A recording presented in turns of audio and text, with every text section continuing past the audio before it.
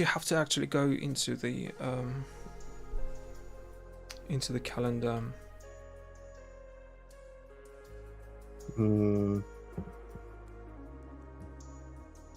Okay, is it working? Yeah, I see you. Can I hear myself? I think you should be able to. I can hear myself. All right. We're live at last. Oh my god, that was loud! Peating my ears, for God's sake. Okay, now well, okay. Sorry, I'm struggling with yeah, sorry guys everyone.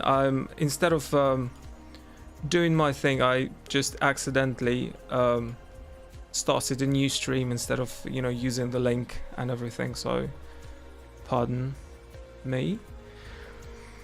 Yeah, so what we were talking about, we were pushing through summer, weren't we? To get to the new release sometime in September. Okay.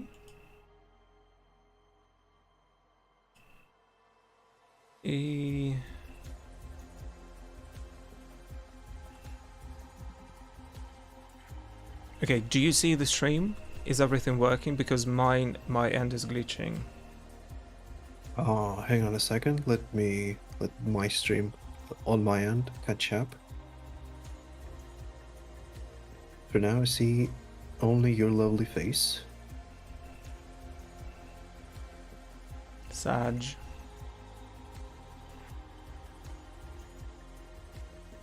Are you sharing the screen or just your face? No, just my face, but the OBS for me sort of stopped working. It glitched. Ah, well, you're doing fine. Just your face is online for now. Literally nothing's working. Nothing. It's all like, for God's sakes. Okay, second stream already having issues. Yeah. Nice way to start. It's the usual. The curses of modern technology. Mm-hmm. Chooses not to work. Seriously, like my screen is completely frozen. I do see the chat. Hello. I see Dominic. Yeah, so the chat is working, but the issue for me is that okay, something's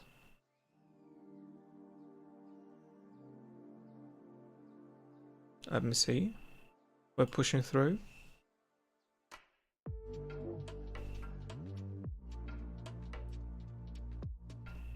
Okay, we're back. Nice. Sorry guys. It was a bit of a lag, but now I think it's working. I see everything. I see everyone. Hello. Hello, everyone. Time to get new Beast PC. Actually, this was something that we just recently discussed. You know, once you get like a new PC and you put, you know, like a lot of effort into upgrading, right? You sort of like this idea of you having a very powerful, you know, top tier PC stays with you for years. And it was just like recently I was like we were playing some game and I was like putting all the settings to high and I was like, oh, I'm having like, I'm experiencing glitches and it's like it stutters and everything. People were like, well, you have to upgrade the PC. And I was like, I have a very powerful PC like 5 years ago. And yeah, so I kind of yeah, probably you're probably right. Hello everyone, nice to see you all. How is your summer going?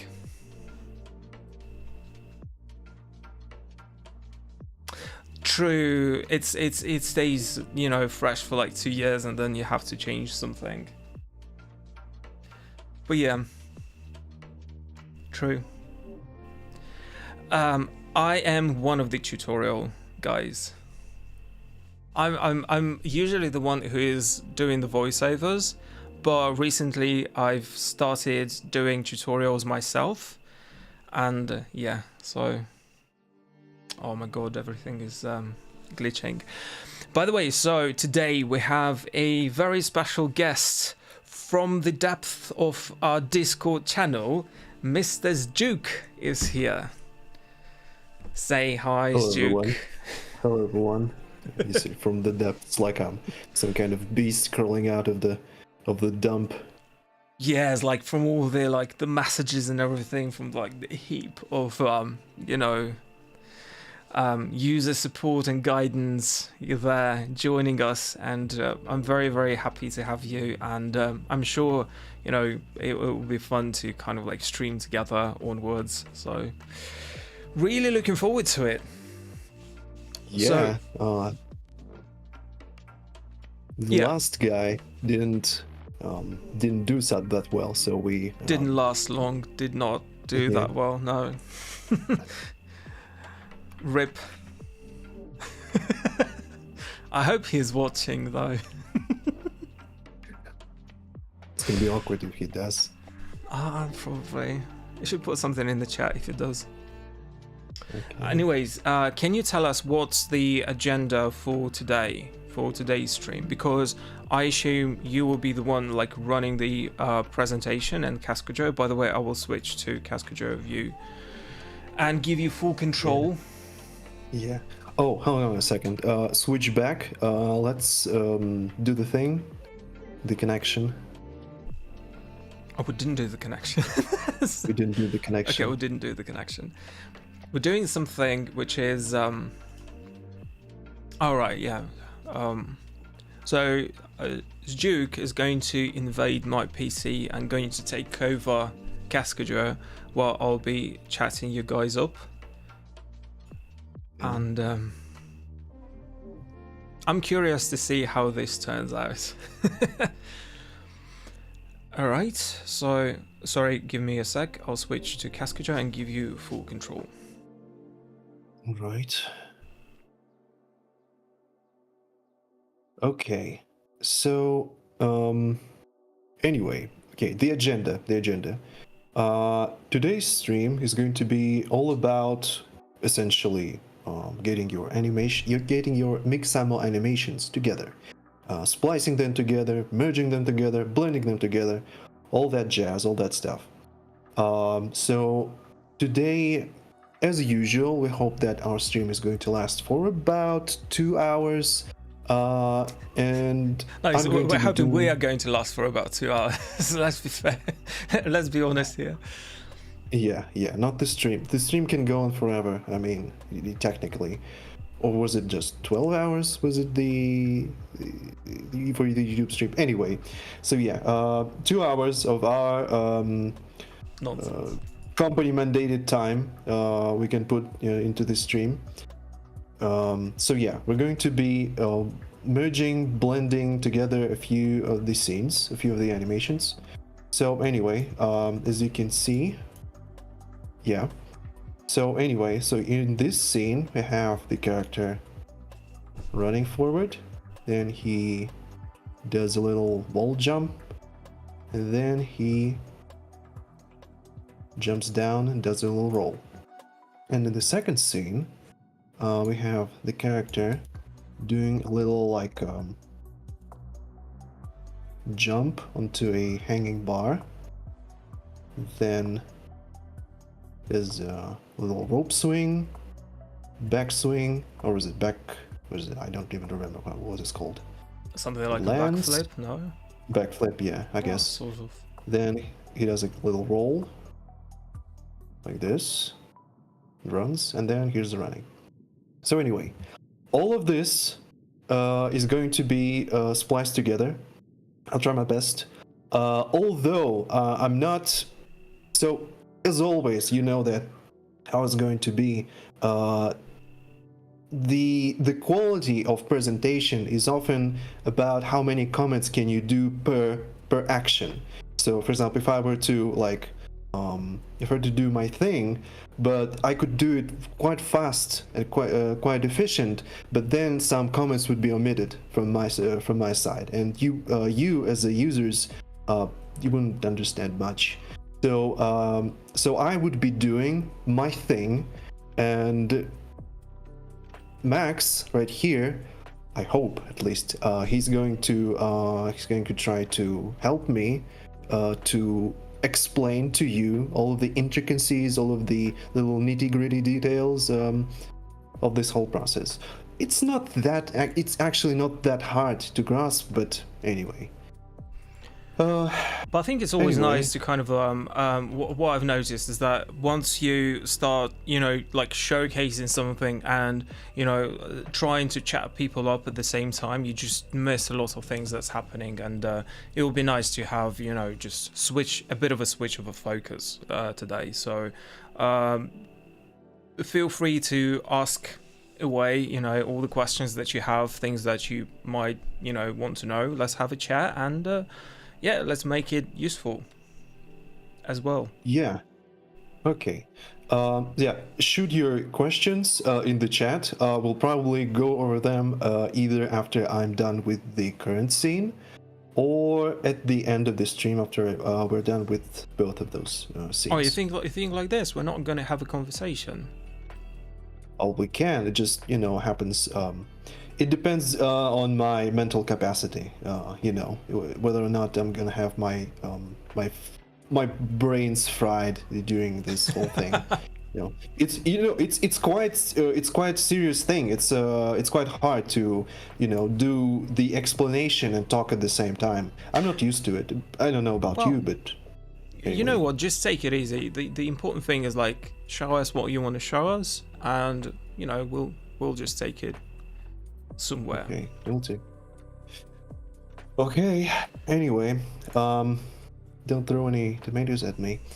Anyway, so the plan is, so first of all, when you downloaded some animations from Mixamo, and you have some sort of plan in your head, like, okay, I want to splice these animations somehow, make some funny, cool animations out of it. How do I do that? Well, first of all, of course, you need to plan this thing ahead. Just the order of appearance. So, for example, right here, I have the guy just straight up running. Then the guy does a little wall jump thingy, and he rolls. So in this example, I'm going to leave intact the first animation. I'm going to leave intact just this animation, the second one just about here, I would say. Oh, actually no, I'm gonna leave it whole. And the third animation, I would say I'm going to use just this part right here where the character is landing. I don't need this one. Well, let's see on our way there. Okay, so I'm going to first move this animation. Actually, we can do it even more fun. Let's do it like this. So let's have this character running on some elevation right here. I'll make a platform for him. Then the guy runs on a wall. Well, in this animation, actually, as you can see, the character is running on like a curved wall, like this. If you can see you can see that there is a curved wall right here. But we are going to make it more fun and make the character run in a straight line, like across the straight wall, not a curved one, but straight. And then the character is going to jump off this elevation onto the floor somewhere right here. Anyway. Sorry, I was just thinking, like, we shall put him like onto a platform, just make him jump, and just make it and roughly. hello there. Okay, so the just a little bit of so what we have here, right? So this scene is obviously, it consists of a character that we downloaded from Mixamo. That was the character was in a T-pose, right, in the beginning. So we rigged it, I think it happened automatically, right? Because it's supported. And then we just, into the scene with the rigged character, we just imported several animations that we downloaded from Mixamo, and yeah, we just, you know, put them next to another. And now we're not only going to blend them, but also try to change something about them, and, you know, come up with something rather, not just a blend of the animation, but something rather creative. So that's the plan. Yeah, that's right. Okay. So yeah. By the way, guys, when you are importing animation, when you are trying to import a character and rig them, it is highly recommended that you do that in T or A pose. If you are like importing a character animation with the character, you know, if they're running or doing some animation, and you rig them just like that, later down the line there's gonna be problems. There are bound to be problems, specifically with auto posing, with the way the rig elements in the control rig are created. So yeah, it's always recommended that you rig your character standing in their natural base pose, in either T pose or an A pose.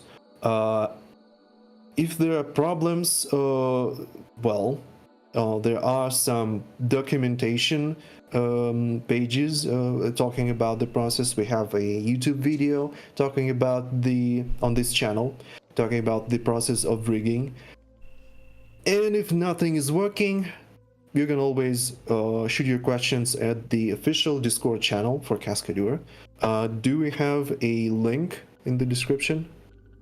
We might, yes. We might. Okay, so we do. We absolutely do. If we don't, pretend that we do.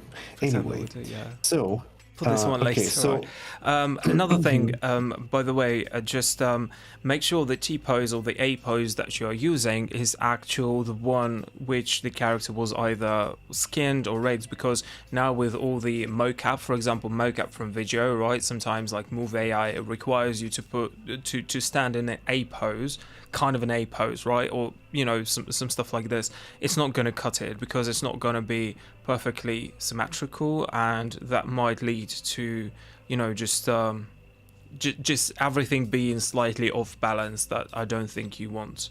So make sure you get the actual T pose for the character that you are going to be using. Yeah, that's right. Okay, so here I'm doing a little bit of the thing, just constructing some environment. Here's a platform that the guy is going to be running off of, and the wall that the guy is going to be bouncing off of. So anyway, okay, so let's start. First, I'm going to I've placed my environment boxes, something like that. So I need the character to be running here on this platform. I'm going to select the character's center of mass. I'm going to hang on. Yes, like this. I press this button to limit the current whatchamacallit, the timeline. And then I'm going to use the interval edit mode in step setting. As you can see, here are multiple settings in step, linear, and Bezier. We're going to be talking about them later on in this stream. For now, I'll select. I need the interval step mode. So yeah, I'm going to switch to the global mode. I have the timeline specific interval with the animation selected, and I'm just, moving the guy on the platform. I'll check that the feet are aligned properly. By the way, Sdueq, are you familiar with Cinti? Cinti? So we have a question. I've heard something. So apparently the animations you get from Cinti are failed to set a T pose or an A pose. Its rest pose is some sort of stack stand pose. The person has never seen before. Will this work here? Ooh, that's interesting. I'll quickly say this. Sometimes when I think we had this at the very beginning of the previous stream, when, for example, you can have a joined skeleton and then you can set something like preferred angle or something like this for the joins, and it will get into a initial like A or T pose. But that only works, I think, if this preferred angle had been set before for this particular skeleton, or if if it has skin to it, you can always go to the bind pose, I believe, right? It's also kind of it's usually like a T pose or something. But yeah, I would not have an answer to Synthi thingy. We haven't worked with Synthi. Another thing could be that the T pose or an A pose, it's on the negative frame, and Cascadeur, at least right now, it can't import or read the info on the negative frames. It could also have the T or A pose stored in so the FBX file you can have several takes.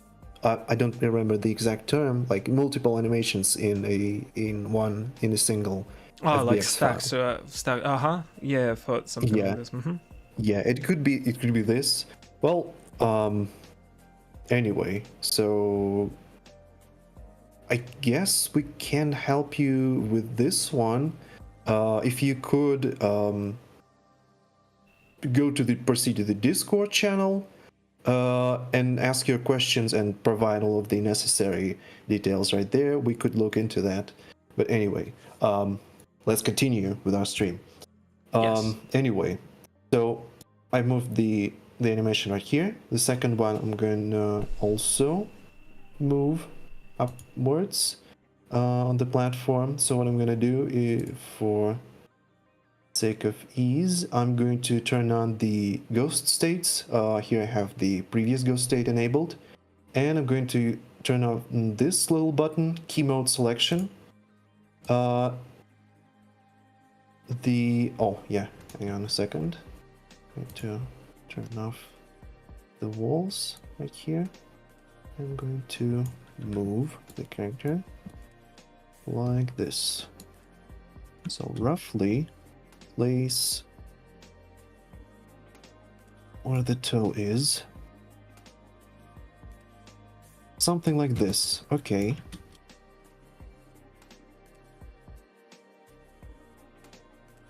Oh, a little bit of lag, but it's okay. Okay, so here we have the character running. Here the guy is jumping. What we can do, actually, let's check how it looks with the autophysics, just for the fun of it. Is autophysics going to do anything? I think it's going to jump. Have you set the collisions? Hang on a second, we'll come to that in a hot minute. So as you can see, it's all, it's we are showing live all of the falls and errors and whatnot. It's not a fall and error, it's just a lack of a setup. Come on.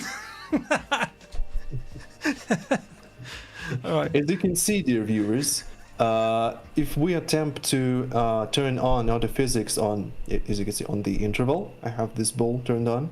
As you can see, the character is launched upwards. That is because the character's feet, they are not considered a fulcrum point. So because you didn't set them up correctly. Yeah, sorry. I did. Yeah, I didn't set them up. Yeah. So Shrek just doesn't want to behave. Someone said in the chat. Doesn't want to behave. Shrek. Oh my god. Sure. The association of color green with Shrek. Yeah. And then one step further, Shrek is Love has beaten the actual movie for me. I'm sorry. It's just okay, whatever. Yeah. Anyway, so as you can by default, the point controllers, they collide, they can detect collisions only with the ground surface. So what we do is we add collision boxes to the meshes. So what we do is I select the box, I go to commands, a collision, add box. Mm-hmm. And I do the same thing for the other one. And we look at the result, and now it looks better. It behaves. As you can see, yeah, and as you can see, now the point controllers that are considered fulcrum, they have this little green circle rendered around them. So, what else? What else is there? Oh yeah, I totally forgot. I promised to you that I wanted to turn this guy around so that this character is running forward along this wall. So what we're gonna do, I'm going to select the character's center of mass, have this whole scene interval selected on the timeline. Let's see, so the trajectory of the center of mass goes like this, but I want it to go like straight somewhat. So what we're gonna do, once again, I'm going to use the interval edit mode, but this time I'm going to use the Bezier setting. Okay. So Bezier, how can you explain Bezier setting and linear setting Well, and step setting? let's leave it to people to interpret themselves. Well, you can explain it like on a curve. So instead of making moving the whole curve or moving every single point of the curve the same amount of space, you just move them sort of gradually. So you're making sort of like an S curve. Imagine this with a point. So it works as a curve. I think it just applies a gradual change. Yeah. Oh yeah, if you're very interested, you can go to cascadeur.com/help. It's a documentation page. There in the search bar, you type in interpolation and look for the documentation page about interpolation. There you'll find information about the step, linear, and Bezier, both interpolations and the how it works for interval edit mode, and there's also it talks about kinematics. Okay. Anyway, so yeah, what I want to do is I want to straighten up this curve. How can we do that? So I want to do is I want to bend this curve right this way. What I'll do for this specific scene is I will turn on trajectory edit mode, and with the right click I will put the pivot, so I have the center of mass on the last frame of the interval. Because we want the most changes to happen to the very last frame, right? And the least changes to happen to the very first frame. Yep. Okay. Yeah, that is correct. So I do this. Then I rotate around like this. Yeah, I know. You can see that the trajectory is not that straight, but we'll work with this. We'll work with this. By the way, we talk about we're sort of like just changing what we have, right? So it doesn't have to be perfect on the first go, but yeah. Yeah. So let's see, how does it look from this side? It looks okay-ish, but we'll fix it. You see what I see. I see what you see. We'll fix it in post. Don't worry. Okay. So how can we fix this exactly? What we can do is we can offset it again using the interval edit mode slightly. So, like for example, I can offset this bit right here, like this. I will select the center of mass, and then actually I want to shift it like an exact amount. What I can do is I can go to scene settings, go to this right here, manipulators tab, and you can see that there are a number of settings. You have the arrow step, you have fixed translation step, you can fix rotation step. These they control the by which amount you translate exact amount. So in this one I have it to set to 10 centimeters, like this. So you want to move the whole thing, but it sort of like felt when the character was running, right? It was sort of like gradually running deeper and deeper into the wall. So it almost feels like if you just took this whole interval and sort of like rotated it a little bit, you know, say to the right from here, it might as well have fixed it as well. Because look, let's try that. Okay, yeah.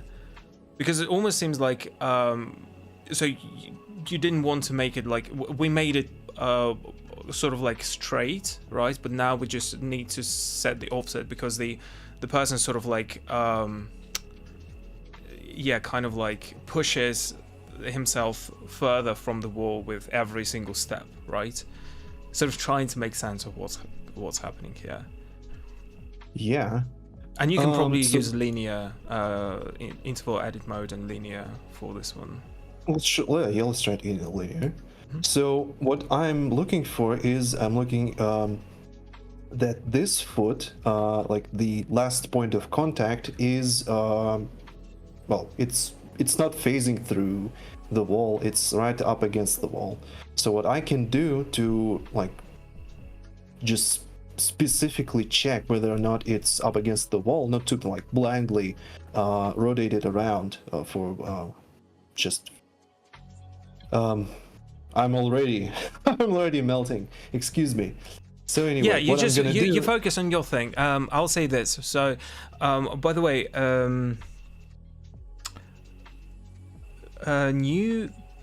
how do you pronounce it? Gaffaji.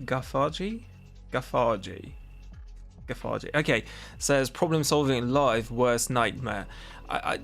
I think at the beginning it was the worst nightmare for me, but I think it's a good content in terms of, you know, this is what you deal with on daily basis, not just problem solving, but hopefully with these processes we can show you guys, for example, the thoughts that we are having or the solutions that we are, you know, finding, and that will probably give you like a better idea of what tools you can use and, you know, different ways you can resolve, you know, the same issue or something like this. It's all about actually learning the tools. It's not about, you know, giving you, you know, a perfect solution, just, you know, a practice solution. It's you know, I think live streams would be really fun if we just sort of like tackle the problem and try, you know, solve it all together and share the thought process behind it. I think that would be the most useful, actually. It could be. Yeah. Anyway, so what I did now is I checked that I see that this right here is the point that I want to be like against the wall. This is the point that's tracking the what is it, left foot's main point controller. So yeah, as I did it before, I selected the character center of mass. I selected this interval, turned on interval edit mode in linear setting, then right clicked, and I turned on the trajectory edit mode. I right clicked this point right here, it's this one at the start of the selected interval. Then I rotate it around like this, I guess. And oh, I guess I'll need to move it a little bit. Yeah, that's okay, I would say. Yep. And let's turn it all off. How does it look? Oh yeah, so we'll fix it. This phasing foot, but everything else looks okay-ish, I guess. Okay. So next thing, let's fix it right now. So what I'm gonna do is I'm going to use, once again, you guessed it, interval edit mode. So here is the point of contact, and here are the frames where the foot is interpolating like this. So what I'm gonna do is I'm gonna find the frame where the foot is like contacting the actual wall. I'm going to move it like this, I guess.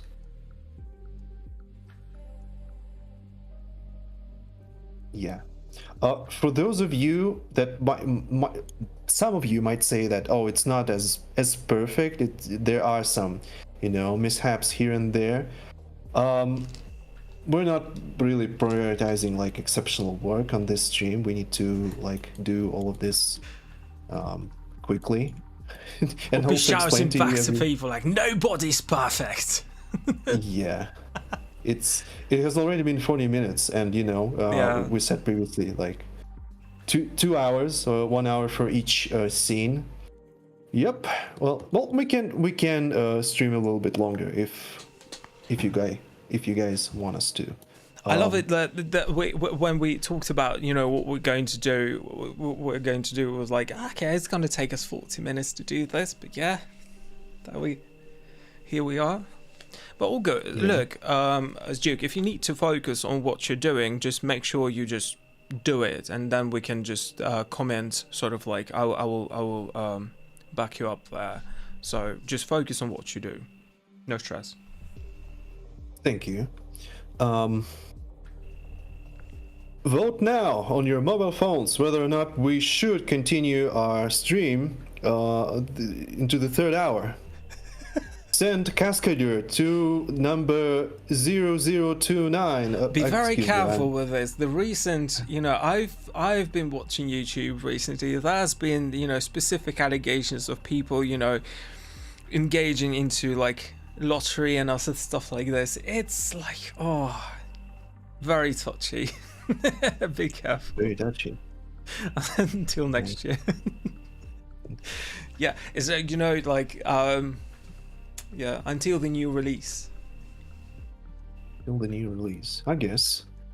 What I did right now is I used the animation and baking tool. I used the prepare keys for Chrome, the first tool, and then the second tool, adjust keys and interpolation. As you can see, it transformed the barrage of keys, like the whole baked animation, into a whatchamacallit, like interpolated animation with reduced keys. It's like in as bars always, of keys. Yeah, you can change the interpolation difference value. Here I have it set to 20, but you can reduce it, and the lower the interpolation difference value is, the more, essentially, more keys it leaves behind. It's so the bigger the value, the more there's margin of error, I would say. I don't think it's like a margin of error. It's a margin of precision. I think the less value is, the the closer the animation it will be, right? So it evaluates the changes between the poses. But the cool thing here is that we notice how we first set up the collisions and everything, and only then got to unbaking, is because one of the main things with unbaking is that it focuses on the points of contact. So think about this like the actual physics works in the real world, right? So we are all subjected to gravity, right? And you know, the way we move, the we shift our mass and function, right, is that we just grip on something at all times. Either we're walking or we're sitting or we're laying. So this is essentially the only thing you have to pay attention to is the fulcrum points and making sure that they are evaluated correctly. If they are, you know, you will get a very good result. If they're not, that's where, you know, you might get, you know, certain inconsistencies with the animation. And the same principle actually goes for keyframe animation as well. So when you say have a reference or you're making the keyframe animation, the only thing you have to pay attention to the way you do the blocking is focusing on, you know, the points of contact where the character, for example, stands on the ground or just makes a step and you know, raises the foot and it no longer has a contact. That are the points where you have to make the keyframes, and then you make additional ones. That ensures that autophysics, all these other things will work correctly. Yeah. Yep, that is right. So, small thing to consider. So as you can see that the when I've essentially like blended the pose from this the first frame of this animation interval into the last frame of this animated interval, so that they're blending into each other. But as you can see, there are some little problems, specifically with the fingers and with this little twitch right here. So what exactly is happening? With the fingers, it's the usual, you know, the finger placement, the finger transforms in this animation, they don't match the finger transforms in this animation. It can be fixed easily. So either you just switch to the box controller mode, you double click this thing, shift click like this, so that the boxes of the fingers are selected. You do the same thing right here.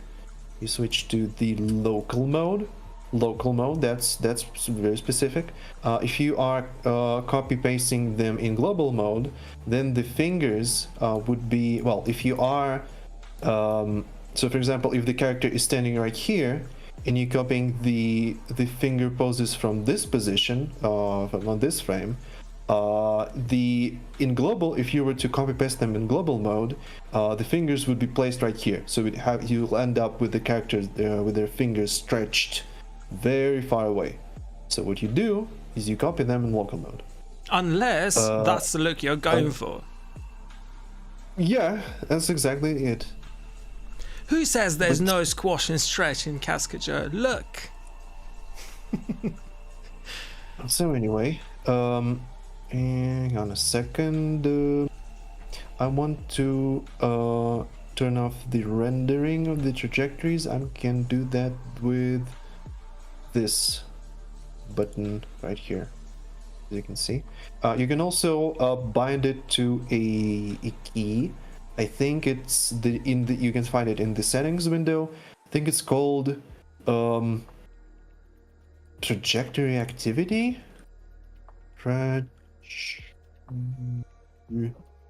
Trajectory something.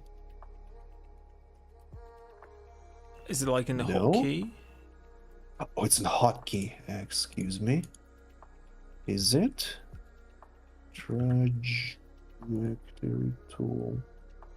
Where's it? Switch trajectory. Yeah, this one. Let's set. I have it set to caps lock. Ooh. Yeah. I apologize in advance, Max. I will yes, I'll have like a new.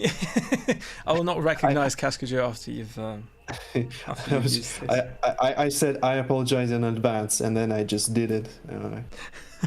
Okay, so anyway, so let's do this again. Yeah, by the way, selected. a cool point, if the AI gets full control, is going to go, people can't run on walls and make him step over the edge and land in his face. Well, that's what we are trying to prevent here, you know. We are trying to let people take full control over AI and, you know, instead of taking their jobs away, so. Yeah. What else is there? There's a little mishap right here. I can explain it as well. So if we look at how the control rig is composed, you can see that these rig elements, they are, well, essentially control just a single joint.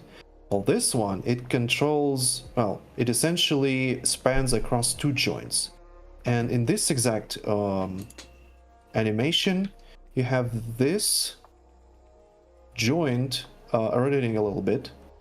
So what we do is we select the joint on this frame, Control C to copy, switch this on, Control C to paste. And as you can see, they are the same. So yeah, this can be fixed more easily by introducing, for example, spline IK to your control rig inside Cascadeur. But you can read about it in the documentation again. Just search for spline IK or something. Anyway, so there's actually, that little it's mishap. like I'm learning here, guys. If you're lost, I'm lost as well a little bit. But yeah, it's like it's. I think that this is, you know, you being a technical person just really shows off right now. Yeah. Well, I mean, if there is a small technical difficulty, and we can just glance over it, I guess, just say, oh, we have a stream to run, we can't go through every little single little thing, but you know, the people are going to notice, and they're going to not be happy about it. So anyway, Okay.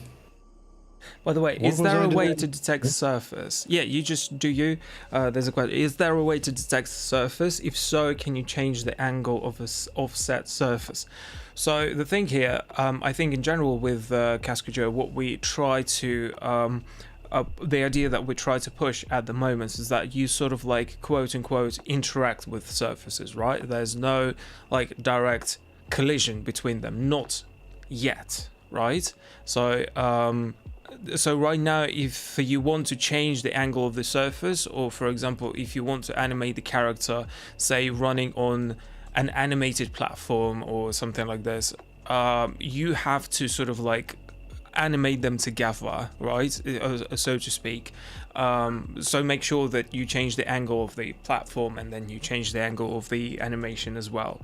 So it's a little bit tedious at the moment, but I think once we get the collisions down, it's going to be much more fun to do. But right now you have to just make sure that, you know, it's a bit of a manual work this way. Yep. The collisions are detected by either it checks that you're close enough to the ground, or it checks if the point controllers are close to any collision boxes or capsules. In our scene here, we have actually, let me turn on collision objects. I hope you can see it. Yeah, right, so yeah. as you can see, yeah, these so for example, let me just, for the demonstrational purposes here, like this. So as you can see, this cube, it doesn't have a collision box tied to it. These boxes, they do. I've turned on the I right click this. I have mesh mode view mode, whatchamacallit, like icon, And then I turned on collision objects bool right here.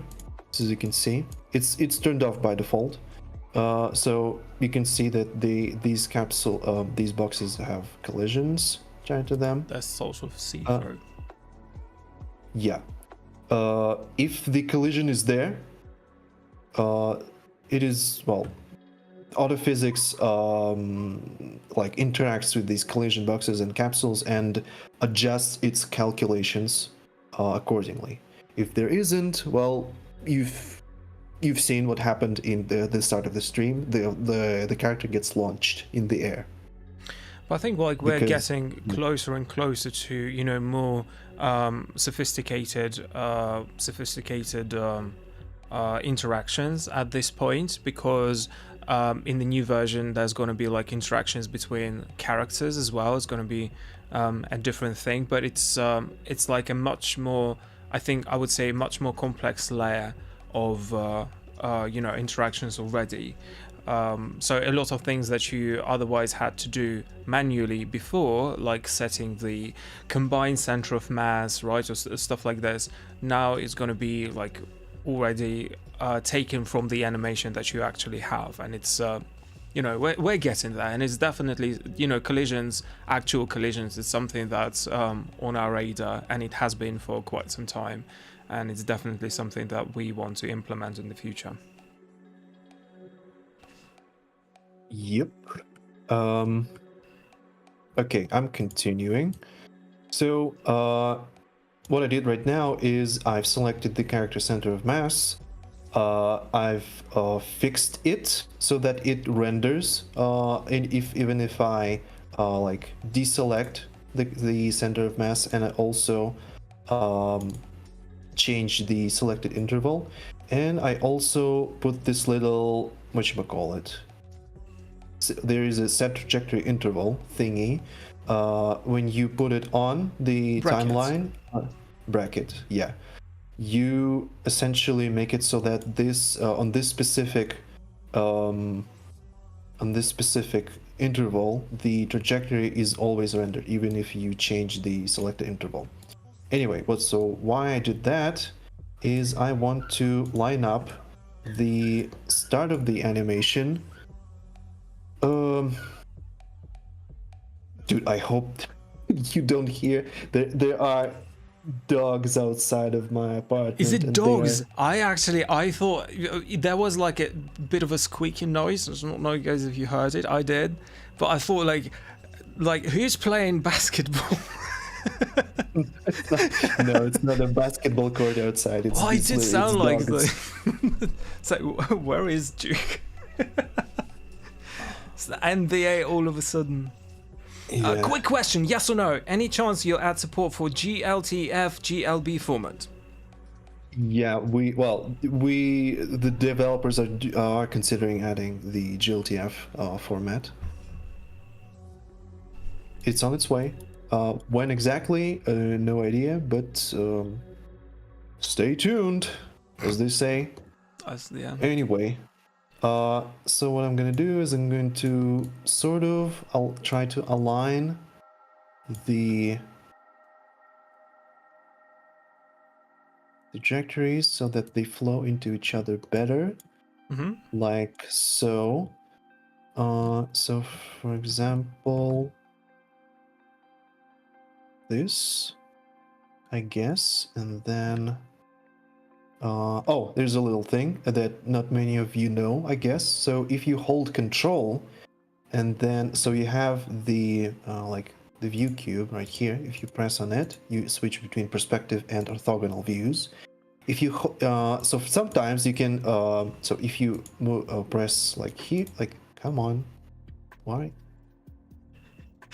Yeah, right here. I love it. Stay tuned to the stream, and you're gonna edit. Yes, because this stream is going forever, remember? So it's sometime in the future during the stream. Yeah. Stay tuned. The ride never ends. Anyway, so you hold control, and you can, I'm not sure if you can see, but there is a little like yellow outline on the edges of the cube appearing. If you hold control and click, you essentially switch to the like 45-degree 45 degrees, angle yeah. view. Yeah. So yeah, it helps when you want to align things. So something like this. Okay. It's good enough. Okay.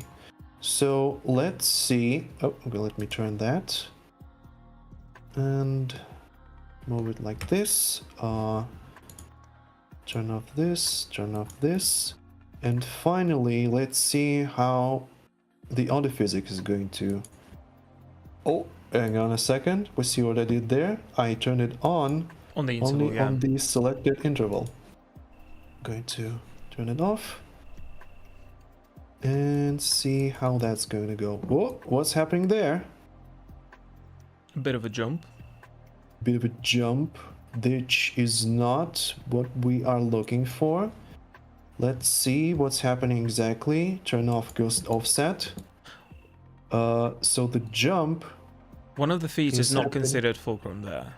I think this happened due to during the unbaking. Maybe it was just we didn't check the fulcrum points then.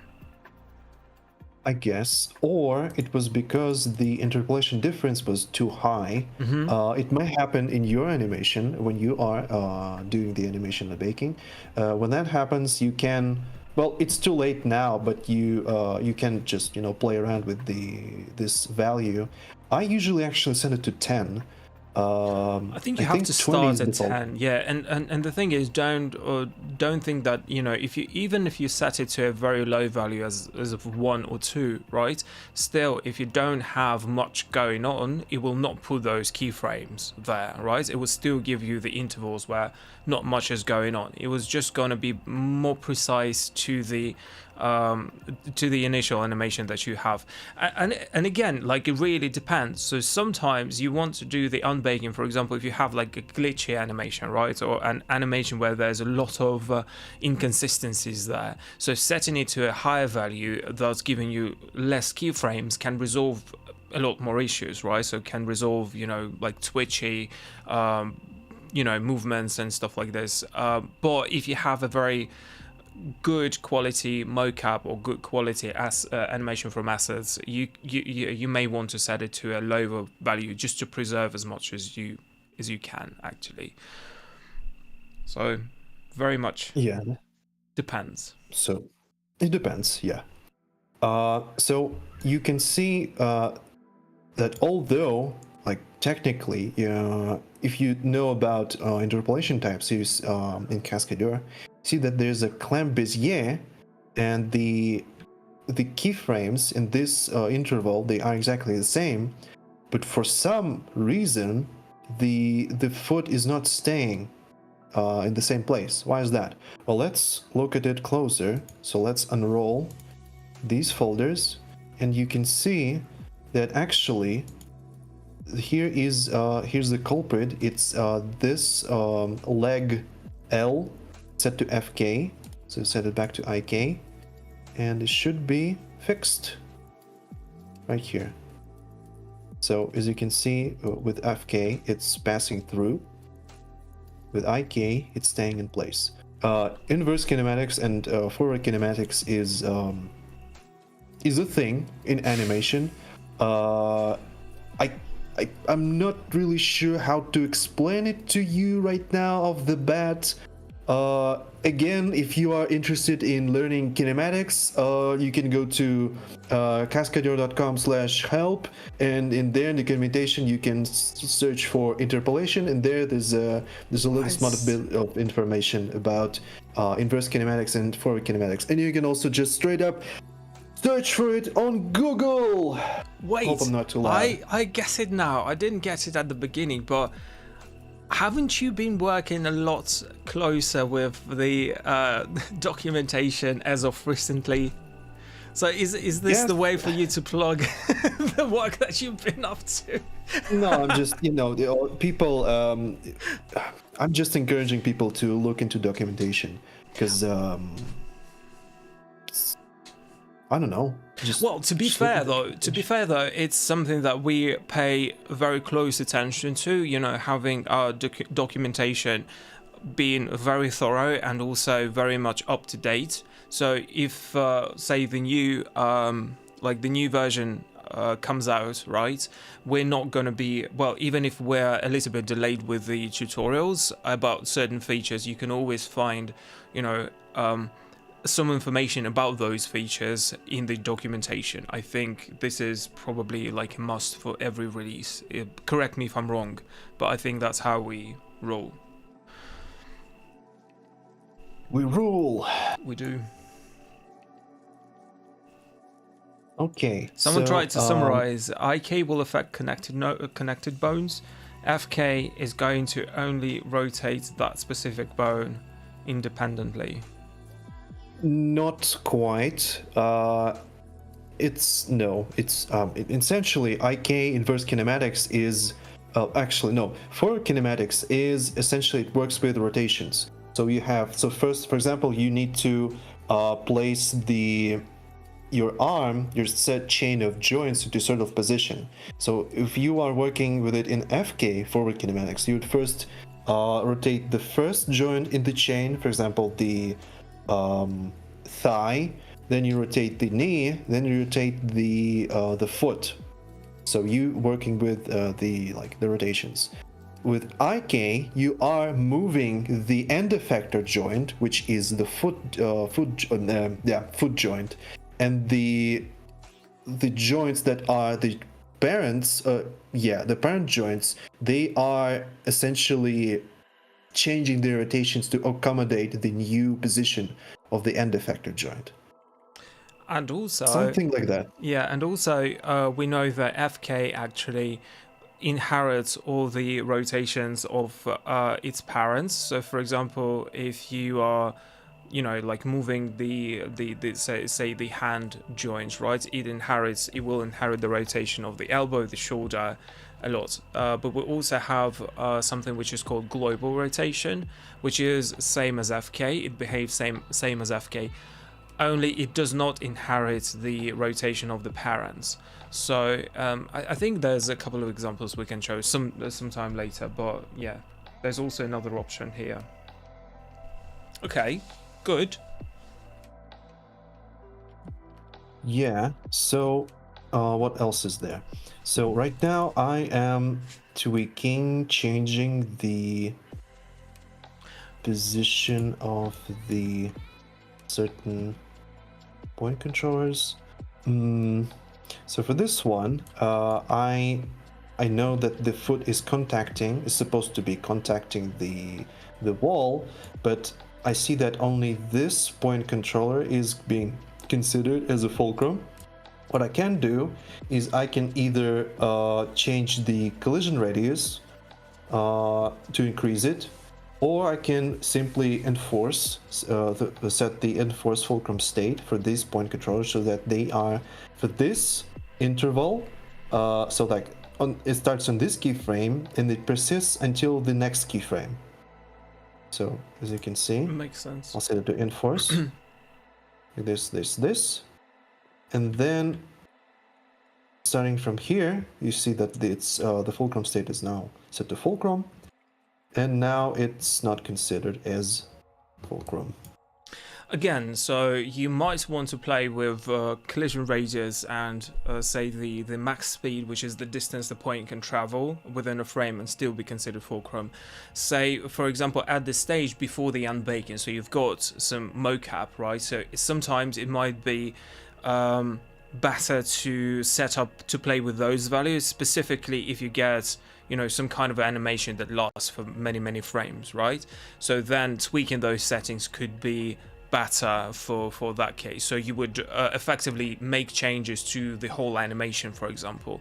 But when you work with this kind of like case-based situation, so you might just want to play with either enforcing them to be fulcrum or just making sure they're not fulcrum. It's just easier and much more, you know, apropos for the kind of a situation you're dealing with. Yeah. It's sort of like playing with values in this case is going to be like an overkill. So yeah. Yeah, playing around with values is always fun, unless it's not fun, then it's a problem. Anyway, so in this example, what's happening right here? So I've set these these point controllers to enforce on this interval, and you can see that the whatchamacallit, like the trajectory, Yeah. it's not as smooth. So for example, it just breaks right here. So I would say for this one, we can leave it as is, or we can just not consider it as fulcrum, because I'm not actually sure. Well, it really, so we have like this animation already in a presentable condition, and if the trajectory is not really up to your liking, well, I would say you can omit setting up some like fulcrum points. No. Well, unless it doesn't work out actually. So in this example, you can see it's supposed to be contacting. I think let's go wall. with physics. I'd say let's go with physics here. So let's enforce them. Let's enforce them, yeah. And I think we can later play with the trajectory, probably just add some trajectory smoothness to it. It might work as well. Let's focus on the jump. So we sort of like, we had this animation where the character was jumping, but from a different height, right? So what we've done here, we've sort of like blended the animations together, but we've changed the height of the jump, right? So he's falling from much higher than he originally was. So we can leave it to autophysics to give us, the correct jumping trajectory or the correct ballistic trajectory, and adjust it to, until we get the result that we want. Yeah. And also, all I also wanted to say, so you notice that the autophysics ghost it noticeably, like, it's leaning more backwards compared to the original animation. This one, I have a theory on why it is doing like this. So essentially, you have like this like propulsion, like impulse. So you are traveling forward, and if you are like, I'm lost for words actually. How can I explain it in plain English, or not so plain? Well, essentially, the character, in my opinion, what I'm theorizing is that the character is trying to sort of break its impulse, like a trajectory. So the trajectory is more of a contained one. So if the character is not leaning backwards, the character would essentially be jumping this way, forward, continuing to run along. Can you quickly show it from the top view?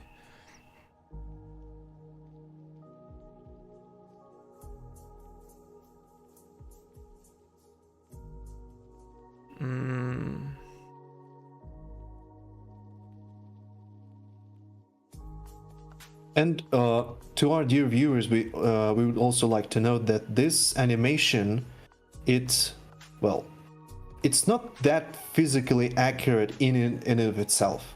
Actually, if we were to be physically accurate, I would say the angle, quote unquote, angle of attack would be going from this way, like this, not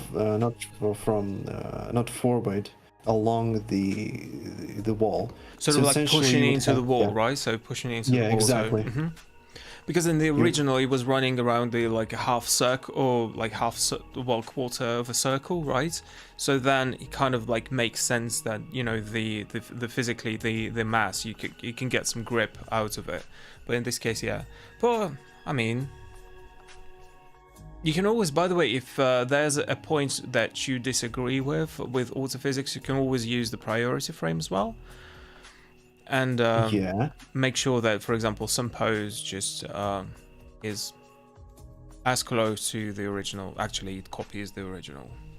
Yeah. A priority pose, it helps with like telling autophysics that what pose you want exactly most of the time, but not always. If you have an animation that is just whacked, just off the charts, like it's simply not physically possible, it will try its best to like make it as close as possible, but it doesn't always work. So yeah, watch out for that. As always, if you are an animator, polish your animations, check your references, and be safe. Yeah, Whatever. check your psyche after that.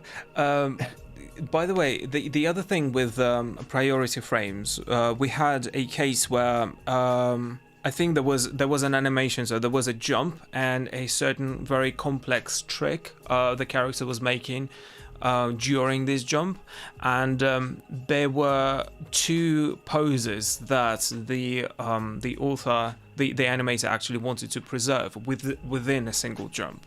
And this is where you have to understand how things work. So once you, for example, think about this, once you throw, say, a book and you give it a certain rotation, for example, at the beginning, right? It's not going to change its rotation unless it hits something or unless it collides with something. And the same happens to the physics as well. So within a jump, for example, setting, multiple priority frames is not going to do anything for the animation. So rather than you have to focus on what specifically you want physics to preserve and then go with it.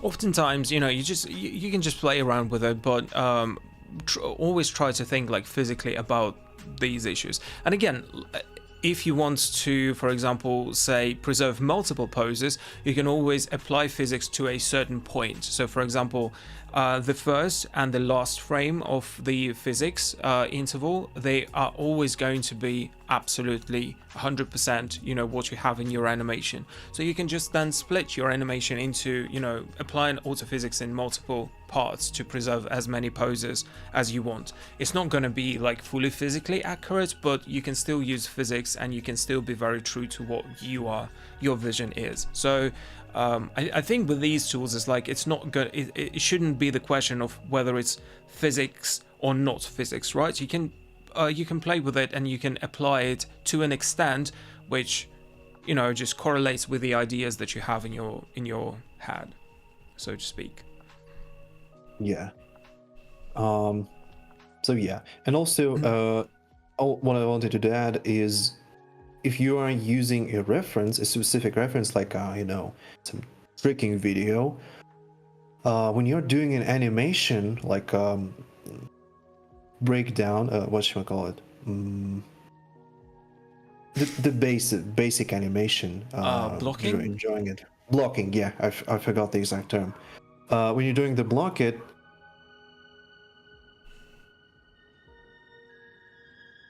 oh, I lost you. Hello. hello. Yes, you're back. So when you're doing blocking, I was scared for a moment.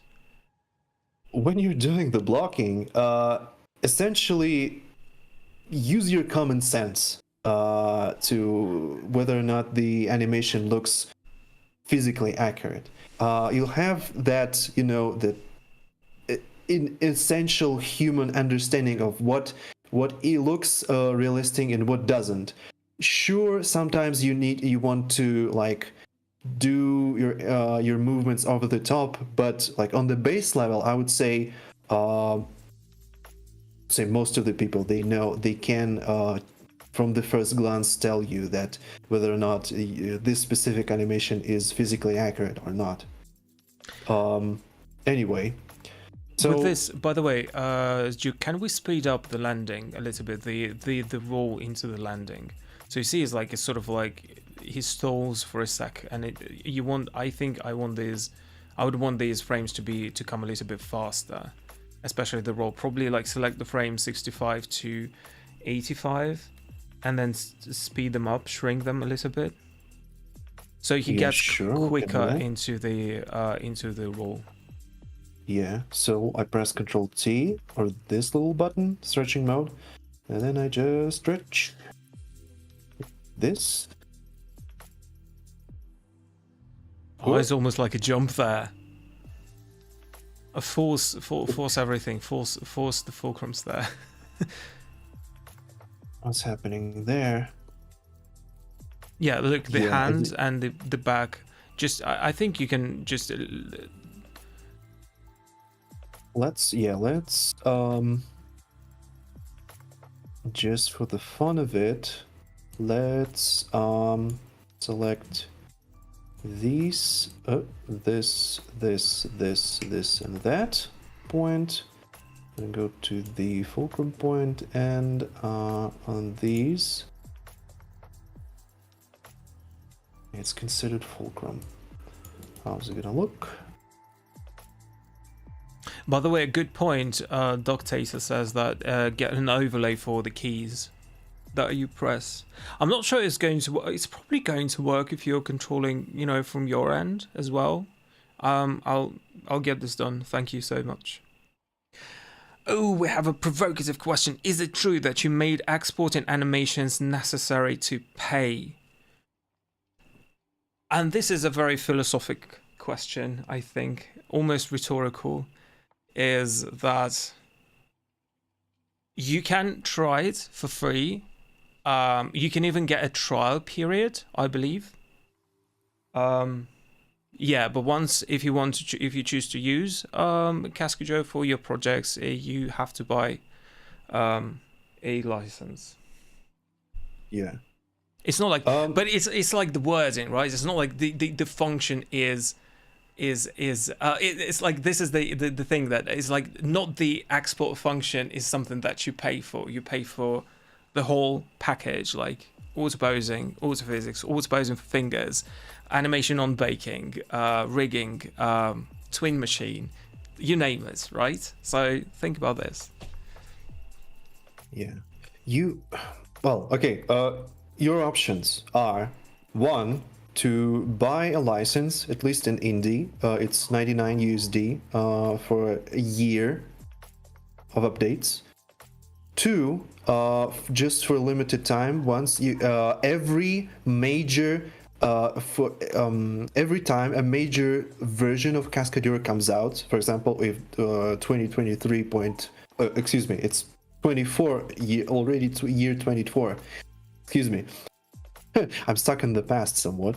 For the version 2024.2, for example, and the current 2024.1, you can claim every user that doesn't have a paid license.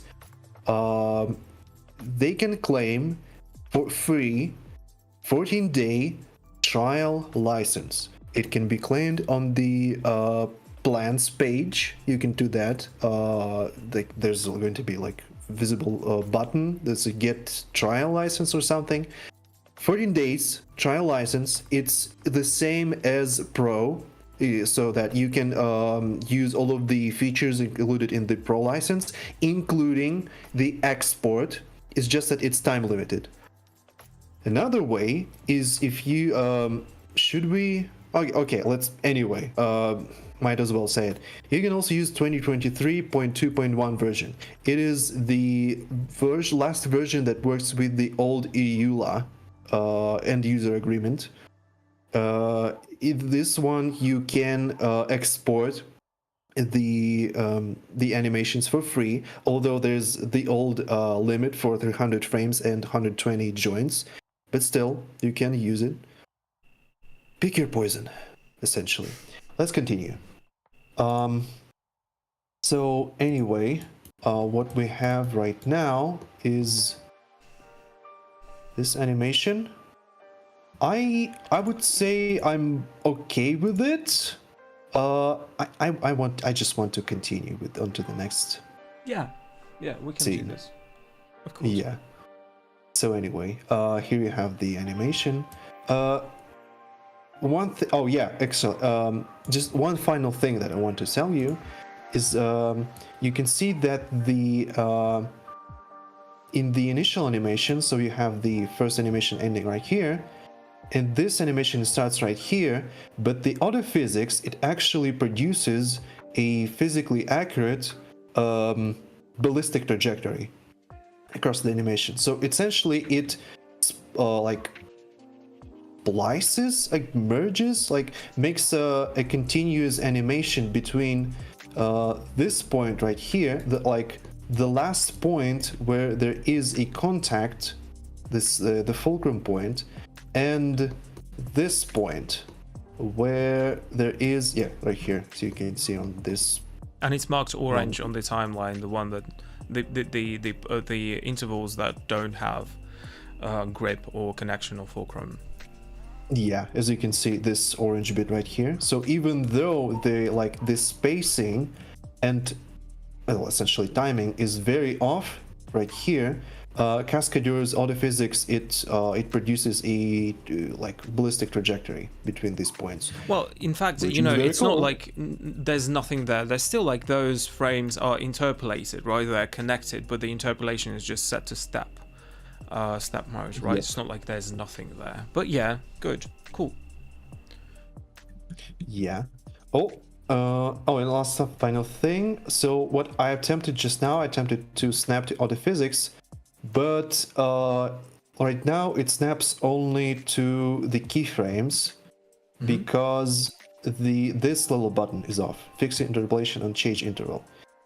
If you want for your animation, like when you change something on the interval, or when you apply your autophysics results to your animation, if this is on, the whole thing, the whole generated result will be applied both to keyframes and to the frames in between, the interpolated frames. If it's off, then the result is going to be applied only to the keyframes. Now I wanted to apply it to the whole animation, not just the keyframes, so I have it turned on. This again. I think you have to interpolate in some way there. Yep. Sorry about that. I just apply some interpolation. And here we go. You can always go in, you know, it could be like your first pass, for example, and then you can choose to continue to work on it. Then you can, again, if you want to unbake, you know, parts of the animation, or instead of fixed interpolation, apply any kind of interpolation, right? But usually this works best, for example, if you want to go for, say, the final result. So you add things like secondary motion, which, you know, you want to keep as much of it as you can. So then, you know, this would be the way to go. Okay, on to the next one. Yeah, exactly that. So with this one, it's a bit more complex. So right here, I have the character like running up to a bar, do a little swing. Then the character does like a rope swing and does a little backwards Flip. I forget the name. Flip, yeah, backwards flip, and lands.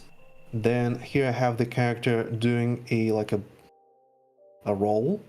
So I want to extract this motion right here, the roll motion from this animation, and then I have the character moving, running forward. Okay. So anyway, once again, I want this animation to be like on the starting from in some height. So once again, I'm By the going way, to add.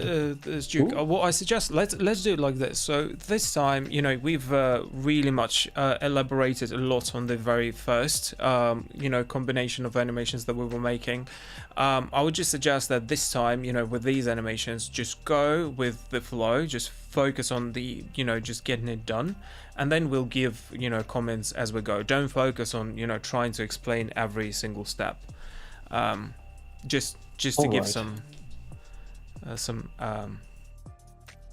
Okay. action All towards right. going, and I'll try to Okay. comment. Yeah, I'll try to sure. guess what's going on. Okay.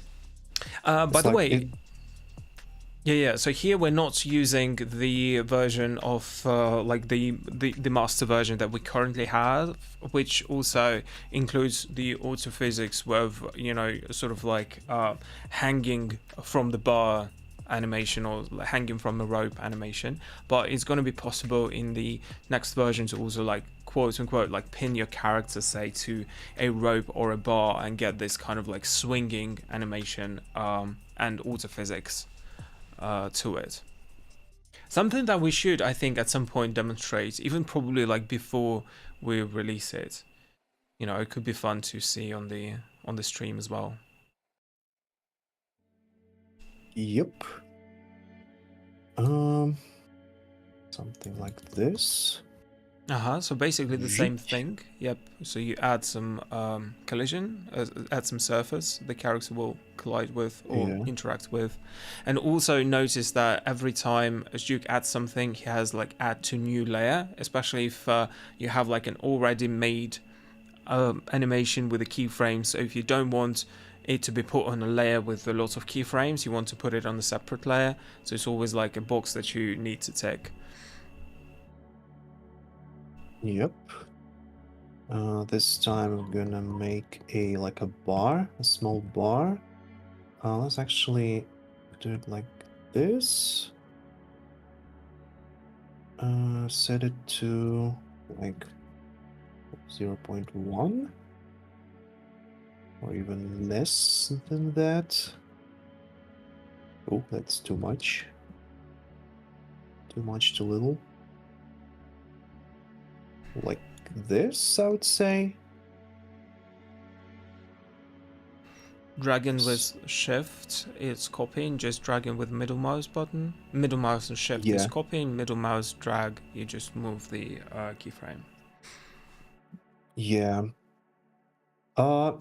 As you can see, the initial animation, like it's an animation from Mixamo. We didn't do anything. It's as you can see, like the hands, they're not holding in place, exactly in place, but we can fix it in Cascadeur.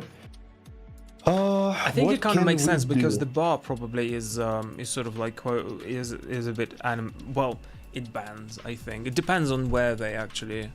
It looks like a mocap, but I mean, like, it depends on the. It might be the bar. Oh yeah, the gymnastics bar. I think it's like softer bending. In this case. Yeah, it gives you this spring thing. Yeah. But again, we can fix it. So how would I fix it exactly? We could do it like this. So let's create a locator. Oh, that's your favorite part, isn't it? I mean, the use of locators in in animation, when you do cleanup and all sorts of stuff, it's very often. You do that very often with locators. Locators are animators' best friends, or so I've heard. Anyway, so what I'm gonna do is I'm going to select this point controller. Select the interval starting from here, I would say, when the hand is positioned kind of sort of against the bar correctly. So what you actually want to preserve the like the rotation animation, and you want to fix it to the specific location a little bit more, right? Yep.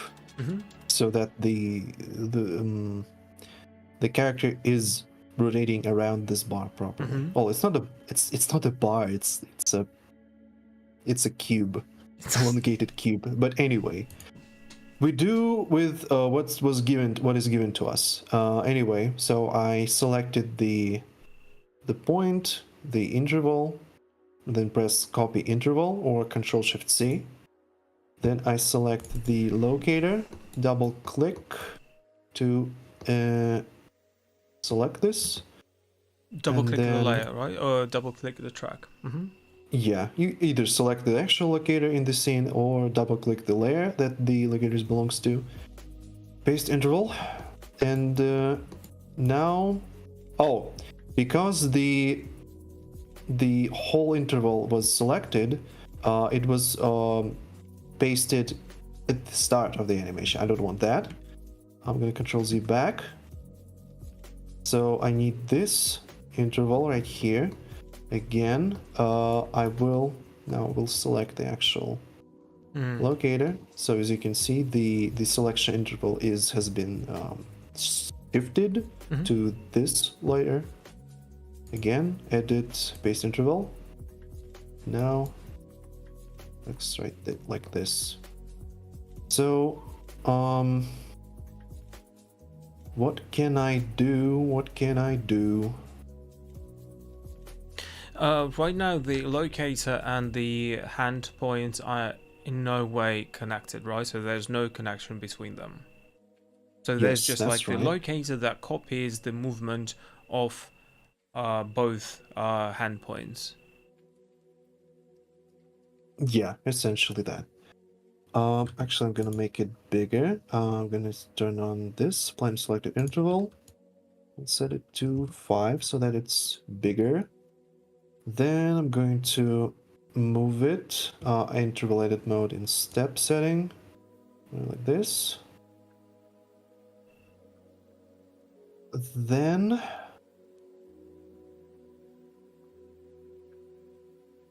what I will do is I will select both hands. Oh, excuse me. Point controllers of both hands with double click. I'm going to put the pivot right here. Right click, Set right? right click, set local relative. Then I'm going to copy the animation of the selected points relative to the pivot on the selected interval. Again, copy interval. Then actually we're not, yeah, that was my blunder, excuse me. We should be copy pasting the position of all point controllers, the whole rig, not just the arms, not just the hands. Do that again. Copy interval. Okay. Here we go. Then actually I'm going to mark them like this with labels so that I won't forget which interval exactly is the one that we've selected before. Then I select this interval right here. I press Alt F to remove. As you can see, the animation the animation data has been removed from this layer.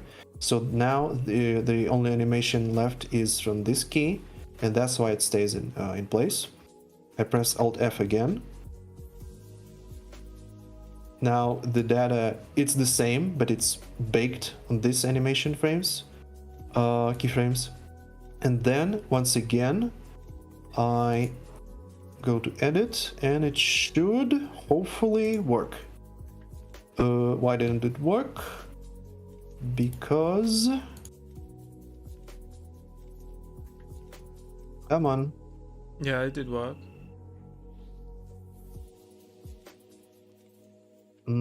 How does it look? Oh! It worked. Okay. Great. Whew. I'm just trying to My whole process. reputation was on the line there. Was it? Yeah, it was. All right. So essentially, what you've done is that you kind of like copied the I copied, so the whole animation, the trajectory of these points was copied relative to this point controller. So previously it was the trajectory of this point controller essentially is an offset trajectory of this main point controller. Yeah. So yeah, so I've copied the movement, the trajectories of all point controllers relative to this locator. Then I erased the animation data. So it means for like you didn't all... really. Well, here's the question: Did you need the animation data for the locator in the first place, or was it enough to just place locator there, and then just copy the animation and paste it? Yeah, you needed that because essentially, Ah, so the locator moves and the points move together with it. Well, yeah, essentially, and relative to it. Now I've erased the data. The locator is not moving, and subsequently the points aren't moving around as well. They're not. all So right. right now, essentially, I stabilize the movement Okay, against the okay. locator. I Yeah. think again there were like there's multiple ways you can do this. It's an interesting way to see it's done with the locator. Because I think in other ways you can do something like this with trajectories, and but yeah, cool. And also I do remember there were talks that there's going to be like a new copy pasting feature in the upcoming version as well that can simplify this process. You can Yeah, sort of that's right. like you can sort of for example, if you have if you want to just keep the whole animation but probably like pin say like it to a position of the foot, so you can keep the whole animation and just pin it to the position of the foot. Cool. Also we have like please make animal rigging workshop. Do you want to What make an animals? animal rigging workshop? Any animal? What animals? Like Wait, does it depend on the animal? So if someone says like horse, you'd be like, nah, not the horse. no, I mean horses are all right, but I Giraffe. mean we can do that. Well, it's just we can do that, but we need the rigs, the actual models, and if you kind viewers provide us with any links to where we can get a models of animals skinned to joints and preferably with CC0 license, you can CC0 license is you can like essentially distribute without any restrictions, and you can use it in commercial things, so that like legally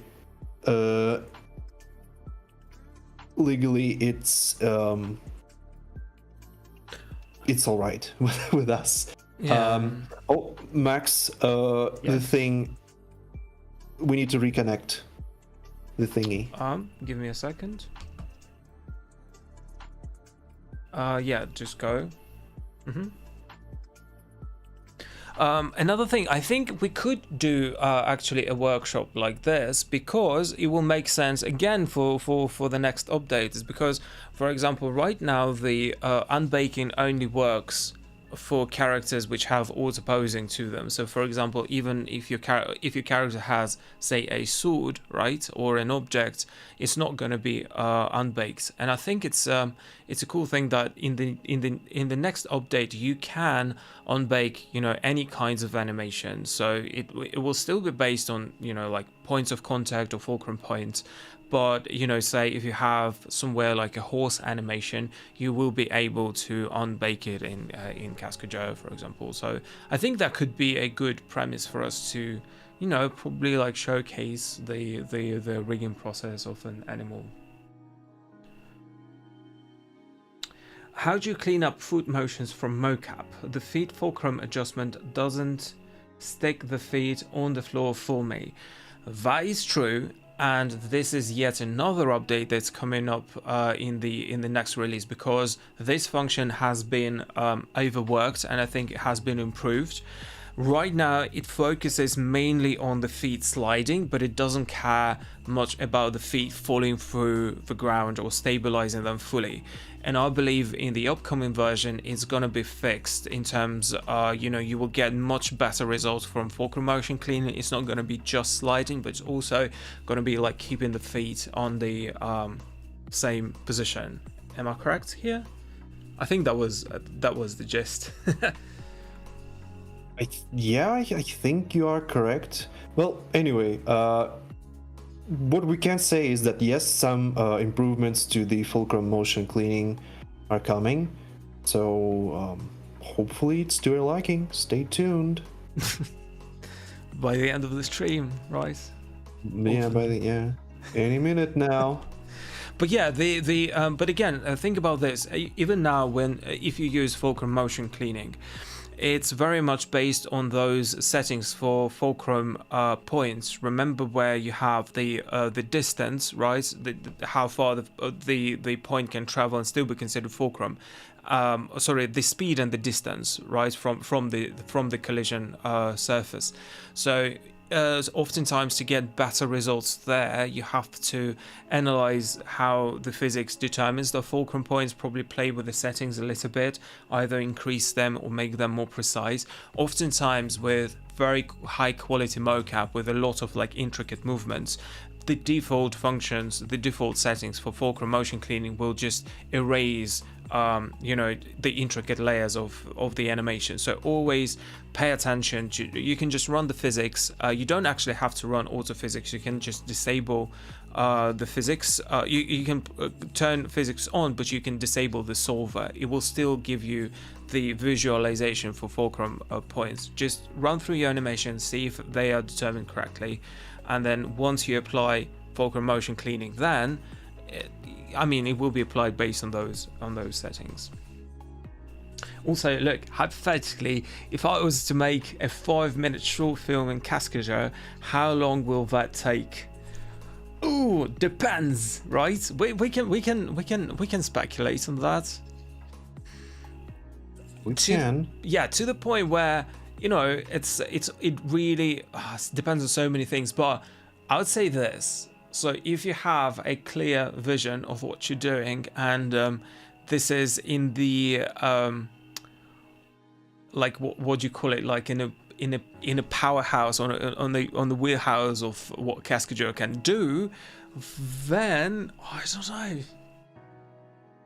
You're probably going to finish it, because my attempt to try to make a movie happened 15 years ago when I was just very, very new to Maya. And I thought, like, initially there was a story. I was at the university, and I had a very good friend of mine who was almost like a very good writer, I believed. I still believe he was. For that time, he would write exceptional stories, very, very intricate, very interesting. And we were like, let's make a movie. And the first idea was to try to make a movie based on Sims 2, right? Because they had an option that you could film stuff there, and then it was like, it looks lame. Let's study CG, and this is how I got into Maya. And I was like, on one of the calls, I was like, do you know there's this software which allows you to just do those things, and then you see the preview, and then you can render, and it looks like in real life. That movie was about 5 minutes, and it never came out. So, good luck. But think about this. I'm thinking that now should I have? But this is actually a true story, and that's where I tried animation for multiple times. I tried to do this in Maya, and I think I've pretty much confident with a lot of things in Maya over the years, and I worked professionally in CG. I worked for CG in the ads, all the way to kind of like working on specific like movie scenes, or this kind of like overlaying CG with actual footage and stuff like that. But every time I would get to animating, I would get scarred for life, because I would feel like I would be so much like lost for understanding, and so much sort of like constrained to the process. So there was a particular animation I was making that where the character was sort of like sitting and was kind of like looking for magazines and then kicking the box and throwing the magazine away, and there was like a slightly change at some point that I almost managed to get something out of it, and then they were like, we don't really like the character sitting and doing this, let them be standing up and doing the whole thing. And I was like, fuck it, I have to like redo the whole bloody thing again. And that was the moment where I like pushed myself for that point. But the idea that at some point you were unable to come back and do any changes to it, like that rigidity sort of like broke me, because I've spent so much time, and essentially what I had to do is like do a lot of things all over again, because I was like almost getting into like secondary motion, adding lots of keyframes and stuff. So I think nowadays it could be, it could be, there's much more ways of sort of like doing stuff and being in the process. And I think one of the things that I greatly appreciate myself now in Cascadeur, that it gives you less of this rigidity, so you still can be playful, you still can change things at any point, and you can just once you get the grip of the workflow, it can be really in the process and kind of like in the making. So this is something that I very like, having understood that and having got this idea, it was something that won me over to give it like another try and go much more deeper into animation. Sorry if it was a bit wordy, but I think like nowadays, and with all the technology like rendering and stuff like this, it's definitely possible to do, all those things. Because back in the day, rendering 5 minutes, that would be like, what if you're doing 30 frames per second and every frame taking you like hours to render? Oh, yes.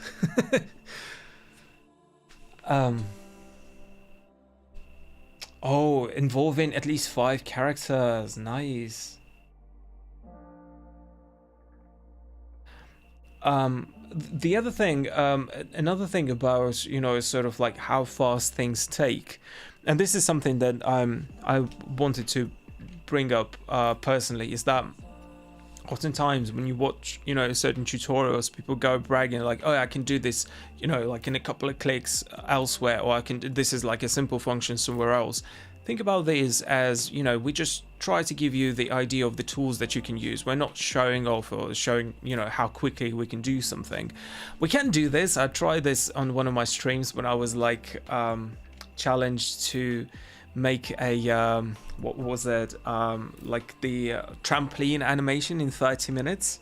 Actually took me 45 minutes, I think, for 2 different jumps on the trampoline. You can do it fast when you know what you're doing and when you are comfortable with the tools.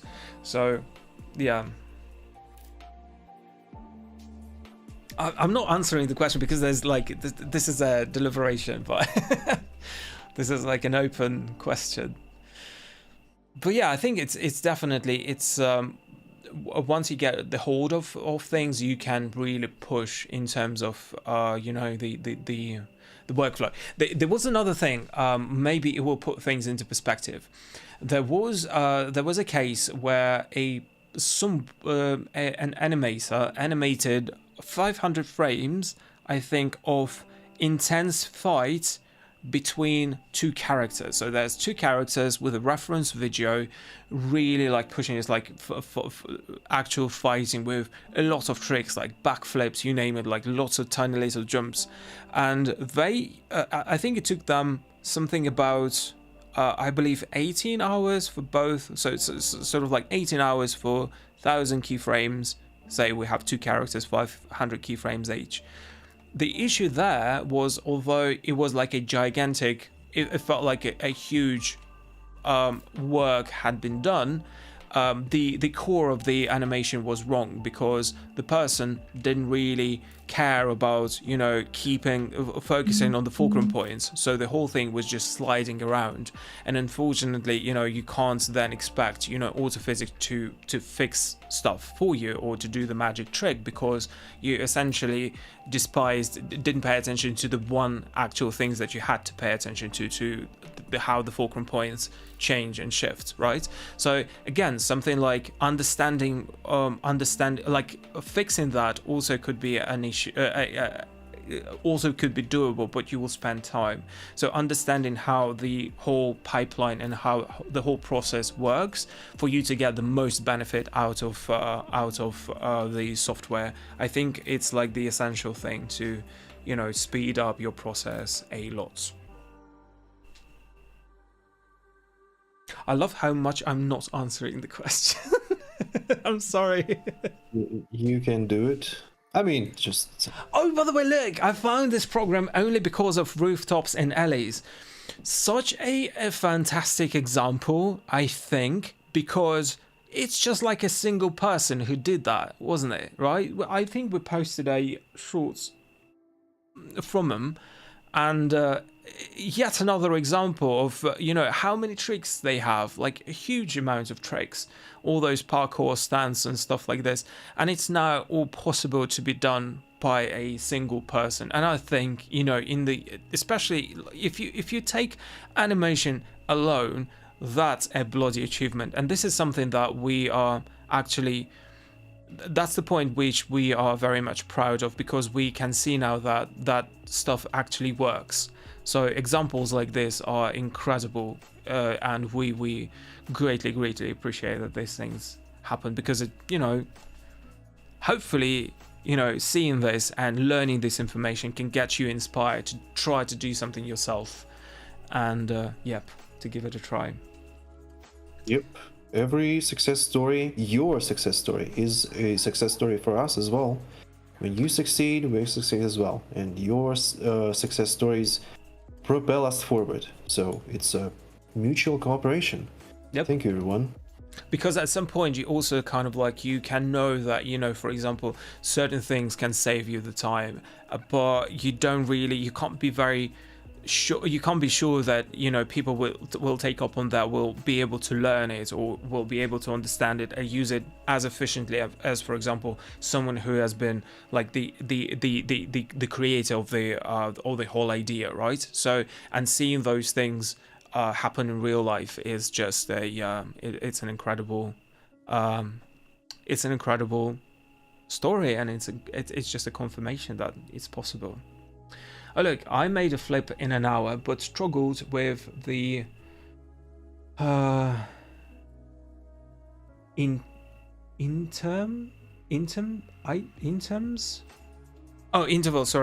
interval edit mode function, I guess. The tutorial are really helpful. Is there any chance a tutorial can be made on scripting in Python in the app?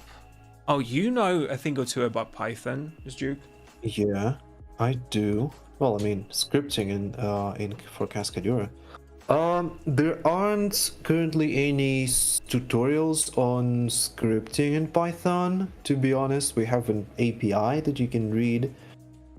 You can actually go to our dear friend. His name is Aaron Nemeth. It's AronNemeth.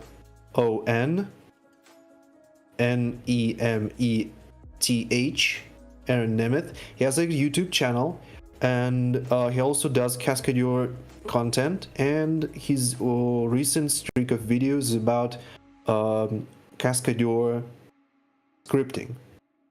Really? So you can go Didn't there. know this. Yeah. He's very cool. He's very cool. Richard says that they're subscribed to him. Cool. Yeah, exactly. So we can make a tutorial, but the thing is, it's like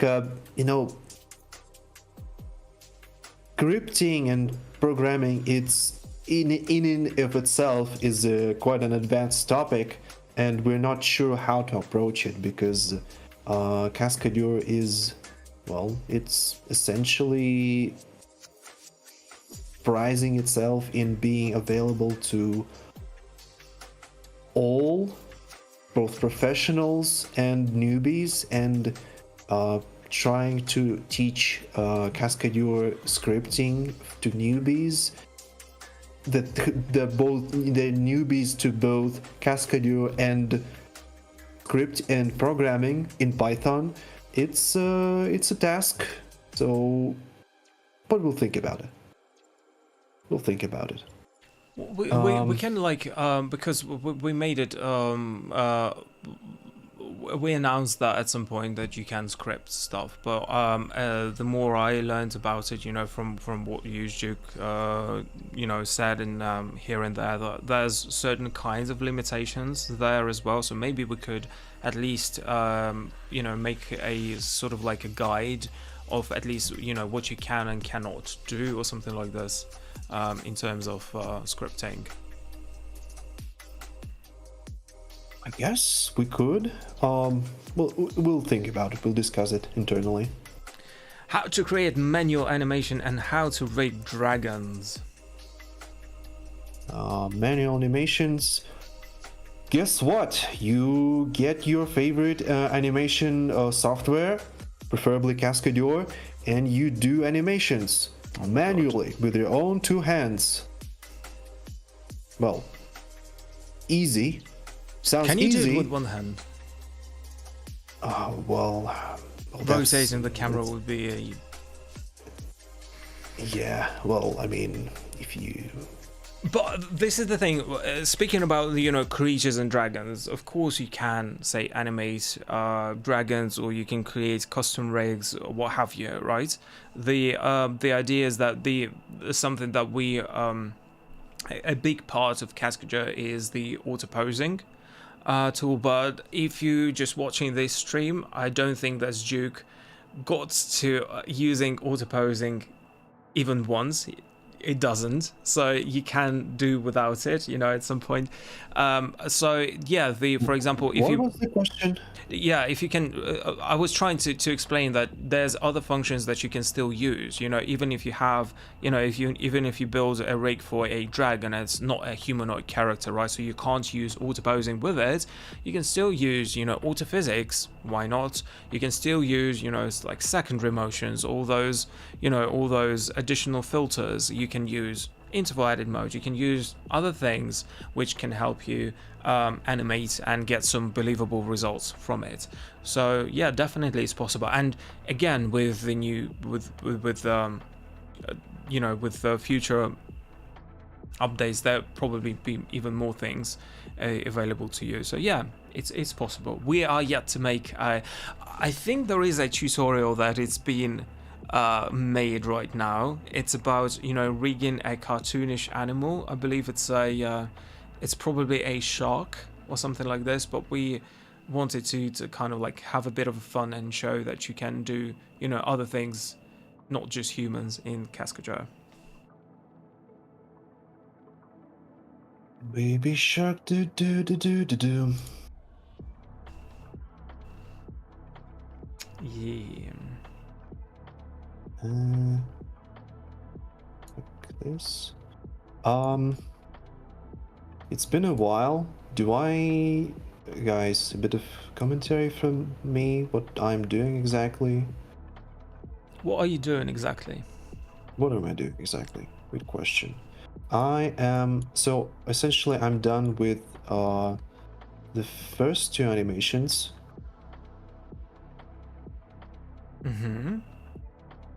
It doesn't actually, now to think about it, it doesn't look as smooth, like this propulsion right here.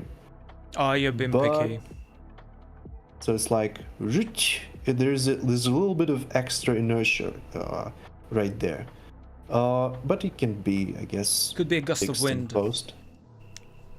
I mean, Yeah, let's be creative here. Let's just explain things. Yeah. All right. Play.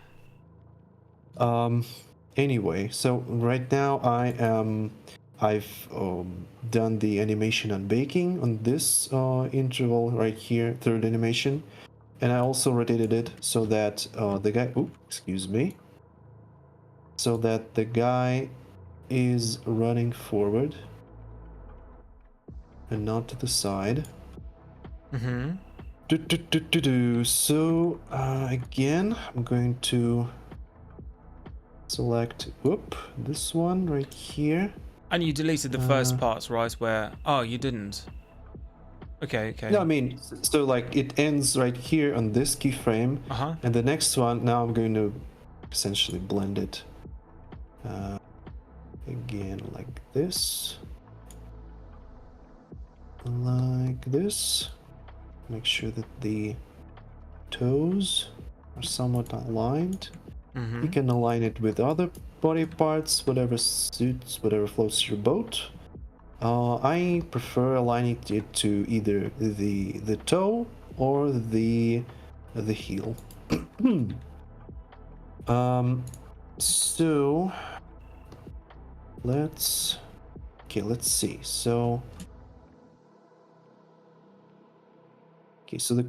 actually the open question is what pose to blend into or from.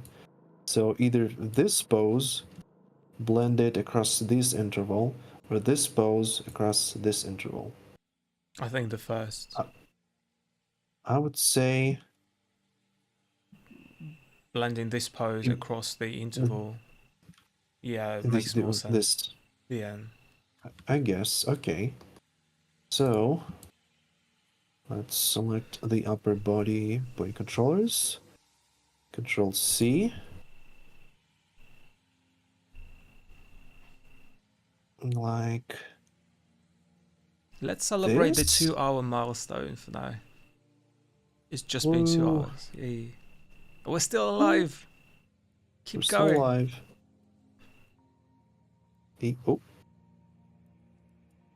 This. Not everybody of the viewers survived though, so sad. We'll mourn the fallen later. I'm thinking actually about giving it a bit of a try in editing the bigger streams, because we're definitely going to put time codes there. Just it would be easier to watch, afterwards. But also, I thought it would be a cool idea to just make some edits with, just focusing, for example, on the animation that you're making, and stuff like that. So it's sort of like a condensed version of a stream that could be. So we'll figure something out. So here I've stumbled upon a. Are you here? Still with me? Yep. Yeah. Okay. I've just. Yeah. Never mind. Anyway, so I've stumbled upon this situation right here. It's. So we have the foot staying like the tippy toes, I would say, and then across the several keyframes, there is like a complex transition, I would say, into this state, but I want to blend it from this pose right here. Okay. So what I can do is I can use the interval edit mode to blend essentially the pose. So what I'm gonna do is I'm going to have this point selected on this on the last frame of the previous animation. Yeah, I'm going to copy their position, then I'm going to switch here, select the essentially the interval where there's a transition, complex transition. Then I will turn on interval edit mode in step setting, and with the keyframe cursor, this little thing set on the first frame, I'll press Ctrl V, and now it looks somewhat okay, though in some part it doesn't. But we'll talk about why it doesn't look that good. So essentially, you can see that in this for example, in this key frame right here, the leg, it is almost overstretched. So if we were to put the heel of the foot flat on the ground, it would be overstretched. And so when you have the overstretched limbs, Cascadeur, it has a feature called relaxation. I will demonstrate it for you. When you are overstretching, as you can see, the parent limbs, parent objects, the rest of the body, it follows the limb that is being overstretched. And so we don't want that. What we can do is we can select in our situation right here, we have the thigh and the foot point controllers. We fix them. I fixed them Pressing with the R key. Mm-hmm. Yeah. And now I do the same thing with copying, Control C, turning on interval edit mode, Control V. And as you can see, in this keyframe right here, the whole leg is being overstretched. But thankfully, it doesn't, like, the rest of the pose is not being, well, essentially ruined by the relaxation feature, because these and this point controllers, they are fixed, and this keyframe right here as well. So anyway, what we're gonna do is, what we can do. So essentially, we'll probably want the animation to happen like sooner, right? Not necessarily. Let's unfix it right here. I would say this is too much of a bend, so I'm going to rotate it right here. Okay. Like this. And then I'm going to probably delete this. Oh, almost got me there. I was removing the keyframe on the whole folder, so that you can see there's a folder legs, and there are subfolders, leg L and leg R. And if you remove the keyframe from both, you will lose the animation data from this leg as well. So be mindful of that. Anyway, so what I'm gonna do is, yeah, here we go. So okay, yeah, like this. And I can also so just interpolate change it the then. yeah, I guess I can remove this interval, right, keyframe, excuse me, right here.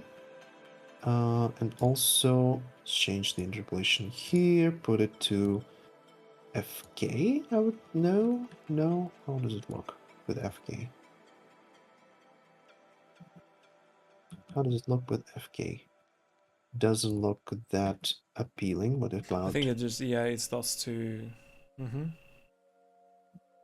Yeah, and with GR, global forward kinematics, it says. Does it? Okay, interesting. It does. It does. Okay. Anyway,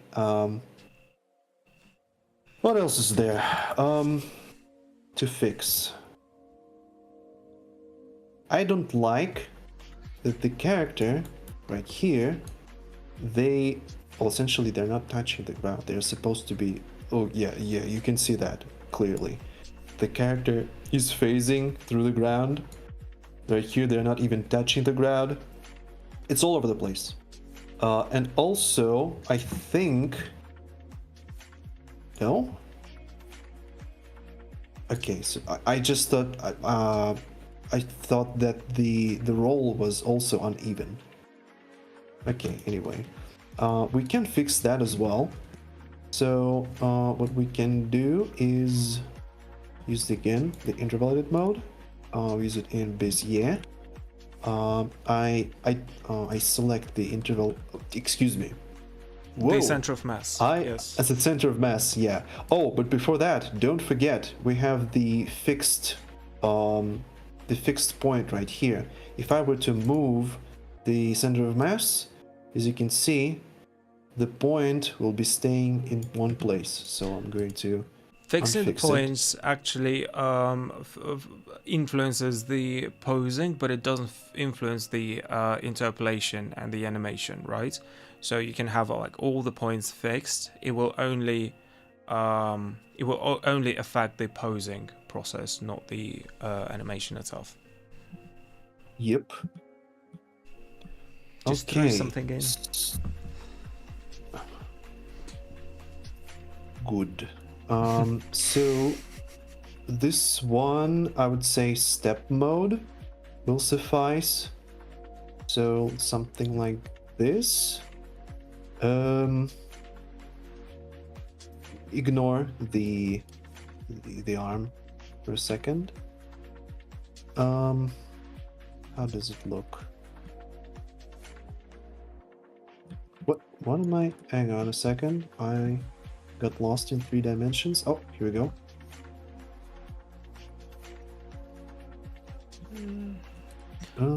This one, let's use the Bezier again. Like this. Okay. Okay, how does it look? Doesn't look that appealing, if I were to be honest. We can manually adjust. Something I think like it's this. the character sort of slows down there. Slows down.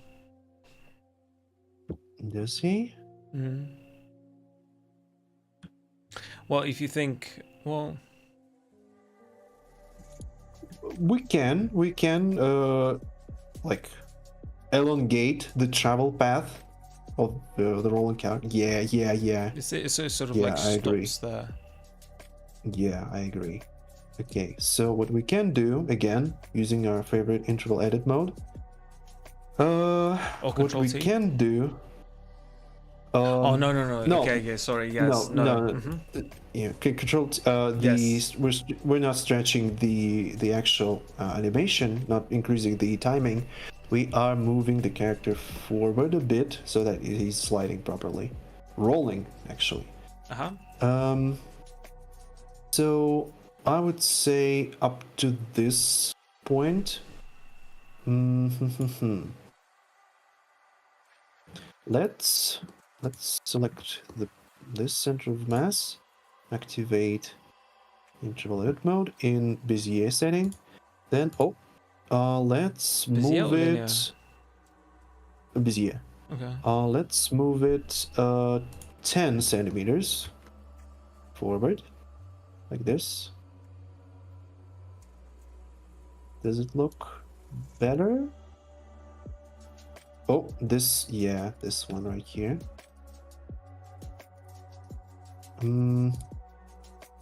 Yeah, probably smaller interval there.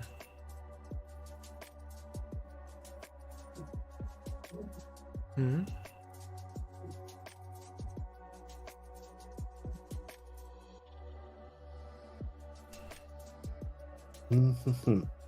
Again, I fixed the trajectory. Let's select. So here you can see the trajectories. Whatchamacallit? Spacing. Yeah, that's the word.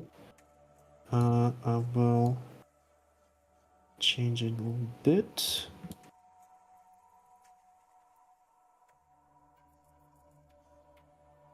No, does it? I have a little bit of slideshow on my end. Oh, you do. Does it look good? It's I think it's okay. I'm just curious if like once you use autophysics, there's probably like little jitters there in the movement of the center of mass. It could be resolved. You may try to use it. By the way, you can enable autophysics but disable the solver and just use the trajectory smoothness. There's a couple of things where I think you started to make changes and then it's sort of yeah, you can use autophysics without Oh, it's too smooth, isn't it? I mean, Yeah, but there was a moment where at the very beginning, it sort of like falls down a little bit, or kind of like falls no, through something. actually. Now I think it's good. But you can not set it to 90. You could probably set it to a bit of a less. No, it's good. I think. Yeah. Let's use this. The idea is that, you know, you can Yeah, use all those filters like smooth trajectory, secondary motion without having like the physics corrected path applied. So you can just switch the physics corrector off and just apply, for example, smooth trajectory. Yeah, I think it looks nice. Yeah. Great. Yep. Like it. All the physics to the rescue. Oh, keep. Okay. Somebody ran out so of coffee. Okay. who could this be? Have no idea. Oh, I love the here's- dance. Let's keep it.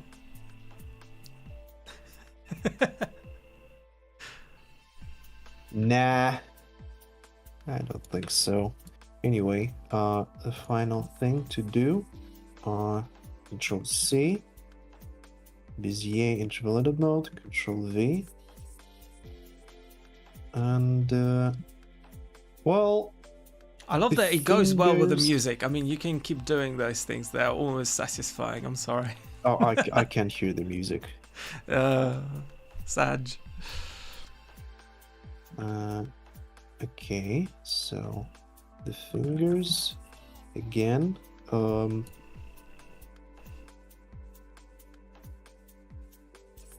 Like this, and this freaking thing again.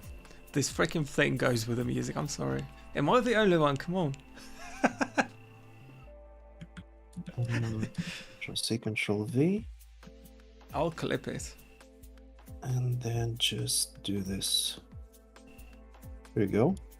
So now, how does it look? The whole thing, actually.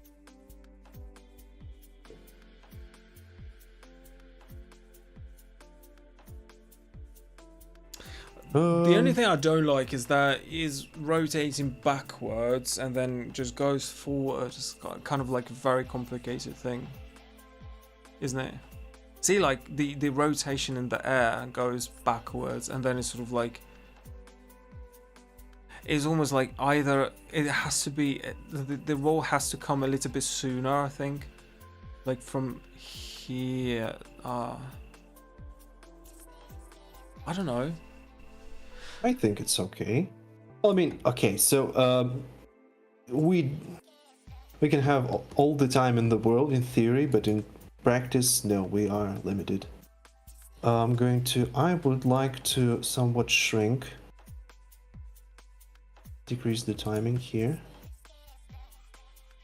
It's almost like he spends a little bit too many frames there blending into that animation. Like can you play it slower?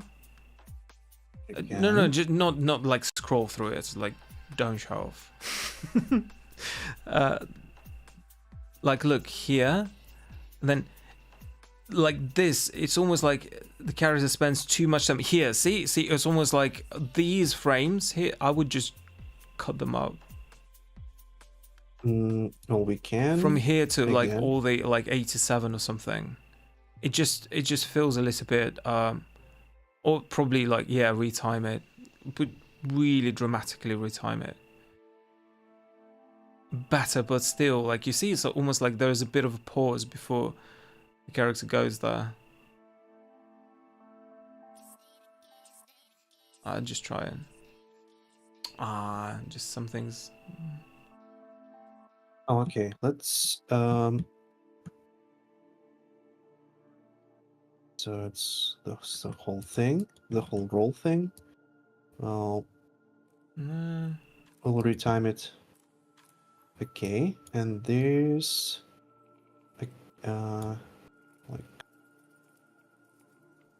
this.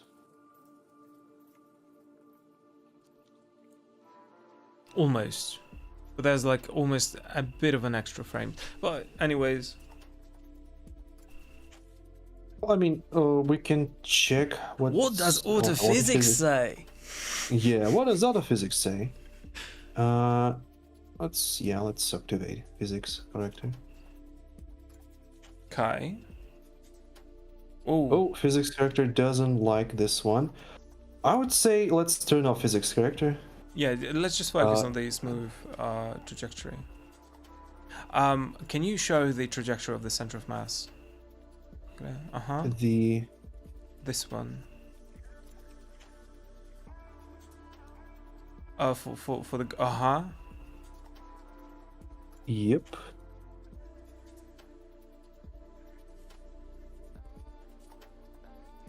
Oh, so as you can see, yeah, in this thing right here, there is no whatchamacallit, there are no fulcrum points right here.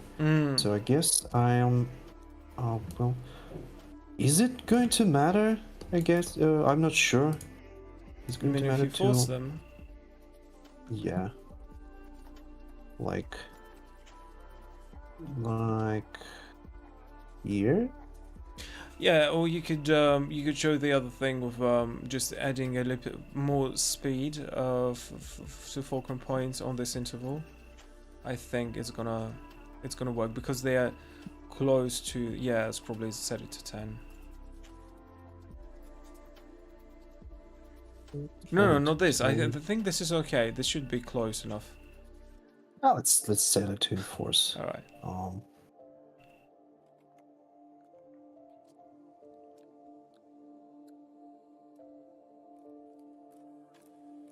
No, actually, it doesn't. But the previously as well. Okay, so the boost trajectory is too much. Set to 70. Huh? Whoa. Is again, you see, like it's all about the fulcrum points. So I would suggest that you select the points of the character and just give them a little bit more max speed. So now it's set to 1 centimeter, and they change much more than that. Probably even on the whole interval from frame 85 to 100. That's the rule. Just for the for all the points, yeah, just set it to, I don't know, 10. No, just for all the points, because include the hands as well.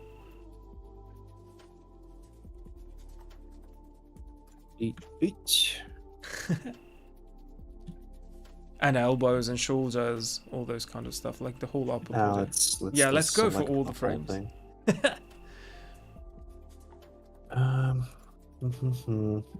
Okay, let's. You are currently on the interpolation, not on the keyframe. Okay. Ooh. Hang on. A little bit of a problem. This. Okay, it's set to 10. It just doesn't. Still like. Whatever. Whatever. We'll fix it in post. Okay, so here we have this roll, and everything else is great. I love it. Oops. So it goes like this. Okay. Apply. Yes. Apply to the keyframes only, right? Okay. Then we just. Oh, I accidentally moved it. Just use the interval edit mode to make it a little bit more not syncy, not ground syncy, if that's even a word. I mean, okay, we can continue just improving it. Okay, that's enough. Till it's absolutely perfect. Right? Yeah. I'm done. And finally, the last animation is the running animation. We'll Select this character center. Okay, of mass. so would you guys, I'll quickly do this. So would you guys explain a bit more why the regular animation is now rolling properly, but autophysics doesn't, Is it because of fulcrum points not touching the ground? I think, yeah, if you take a closer look to that point, there was, the issue was that the character was rolling and the fulcrum points were either too far away from the ground or would not stick in the same place for long enough, and that's the setting where you can adjust the speed, right? So you can adjust the speed so that even the fact that the point is moving, it could still be considered fulcrum. The other thing, you could also increase the distance, for example, for say the shoulders, definitely, because we did see that they were a little bit far from the surface, but you can adjust that. So once the fulcrum points are established correctly, autophysics will do the right thing. Also, with the rolling animation, there's like there can be, for example, if there's too many fulcrum points, think about this. If there's too many fulcrum points, the autophysics will keep the animation very much close to the original, because there will be very little that it can throw in, because fulcrums are something that, you know, autophysics doesn't sort of touch. So this could be the way for you to say that. So there could be multiple ways. Either you could just not keep that part of animation just there and not apply autophysics to that part of animation. You can, or for example, tweak the fulcrum points, right, and make sure that it stays close to it. Or you can just, like, you know, apply the autophysics before, apply the autophysics after. That could also be another way. Hopefully it makes sense what I just said.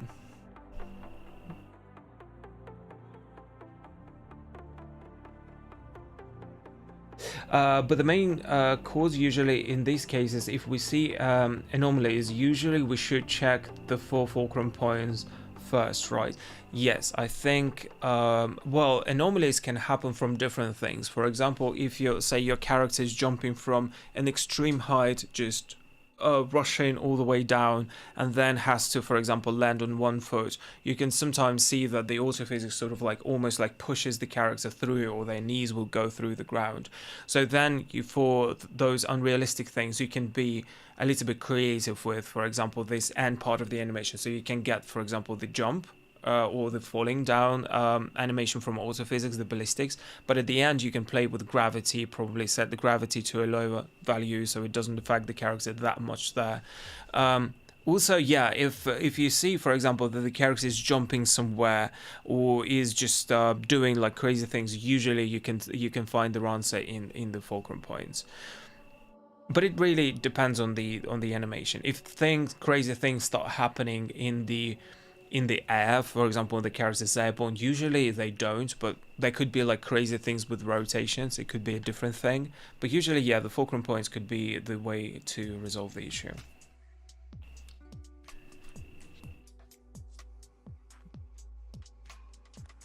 Yes, you can exclude the part of interval not to apply autophysics. You can in fact apply autophysics only to selected intervals. So for example, Sdueq now is in the interval edit mode. So if you are in the interval edit mode, you can just select the interval that you want, and then you can only apply autophysics to it. So if he presses like apply autophysics right now, it will only be applied to those 9 frames that are selected. The same you can do actually with when you want to say only apply a specific pose from autophysics, right? So you can have like an autophysics, you can choose like 1 frame and just apply that same frame just in the interval edit mode.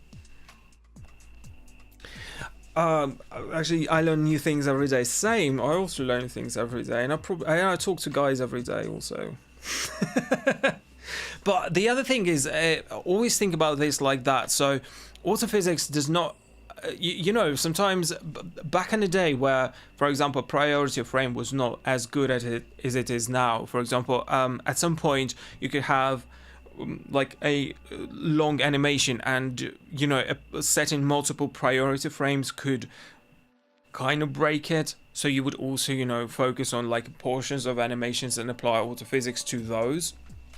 parts. Right now, for example, priority frame is fixed, so you can use a lot of them, you know, on the course of your animation. It's not going to break it or anything. But yeah, just think about this. It's again, it's like it's, although we want people to see this as like a magic solution, right? But it's just like it's just a tool that can suggest some result for you. You can play with the results. You can either accept it or not. You can alter it. You can change it, or apply certain portions that feel correct for your animation. But essentially, it was supposed to be the magic button, like it kind of is now. But yeah, it's a mathematical equations that, you know. You can go with magic so far. Yeah, you know, doesn't hurt. So that's where the contradiction happens. Like, it doesn't have to be like physically accurate. You can use some of it, like the shifting of center of mass, the keeping the inertia, giving like a smooth trajectory for the character center of mass. You can use just those bits and pieces for your animation and play with those, and you do not have to like rework the whole thing. Autophysics is still a bit more mystery for me, aside from being a magic button. Well, yeah, and that's what we have to do. You know, during like the workshops, we often, like for the companies, we often go like in detail explaining like this is what it does. And I think this is the important thing to understand. So what autophysics does and what it doesn't do, right? So you could expect it to work in a way that it should work, right? Not just as a, I want to say magic mic, magic button. But yeah, okay, look what you've done. Here we go. I actually like it. It looks very smooth. What do you guys think? Ah, this looks amazing. Come on. Nice. Okay, so what? Shall we wrap it up for today? It's been 2.5 hours. I think it's a good marathon, I would say. A bit of a marathon, but we achieved something. I hope, guys, we were able to answer, you know, some of the questions and bring a little bit more clarity to what the tools are all about. And yeah, we hope to continue, and maybe in the future streams we're going to explore more of the things that you can expect from the new version. Probably show you the master version, the master build as it is now, with, you know, those hanging physics and you know, all the kind of like new autoposing, by the way, a bit of like enhanced one. So yeah, just stay in touch, and thank you so much for keeping the conversation going. And yeah, just, I guess what, see you next time. Roman, any last words? Stay well, stay safe. Cascadeur. Peace. All right, see you guys then. Thank you so much for joining. We'll put the time codes for the stream in the future, so it will be fun. It will be easier to watch. And yeah, guess see you next time. Bye bye.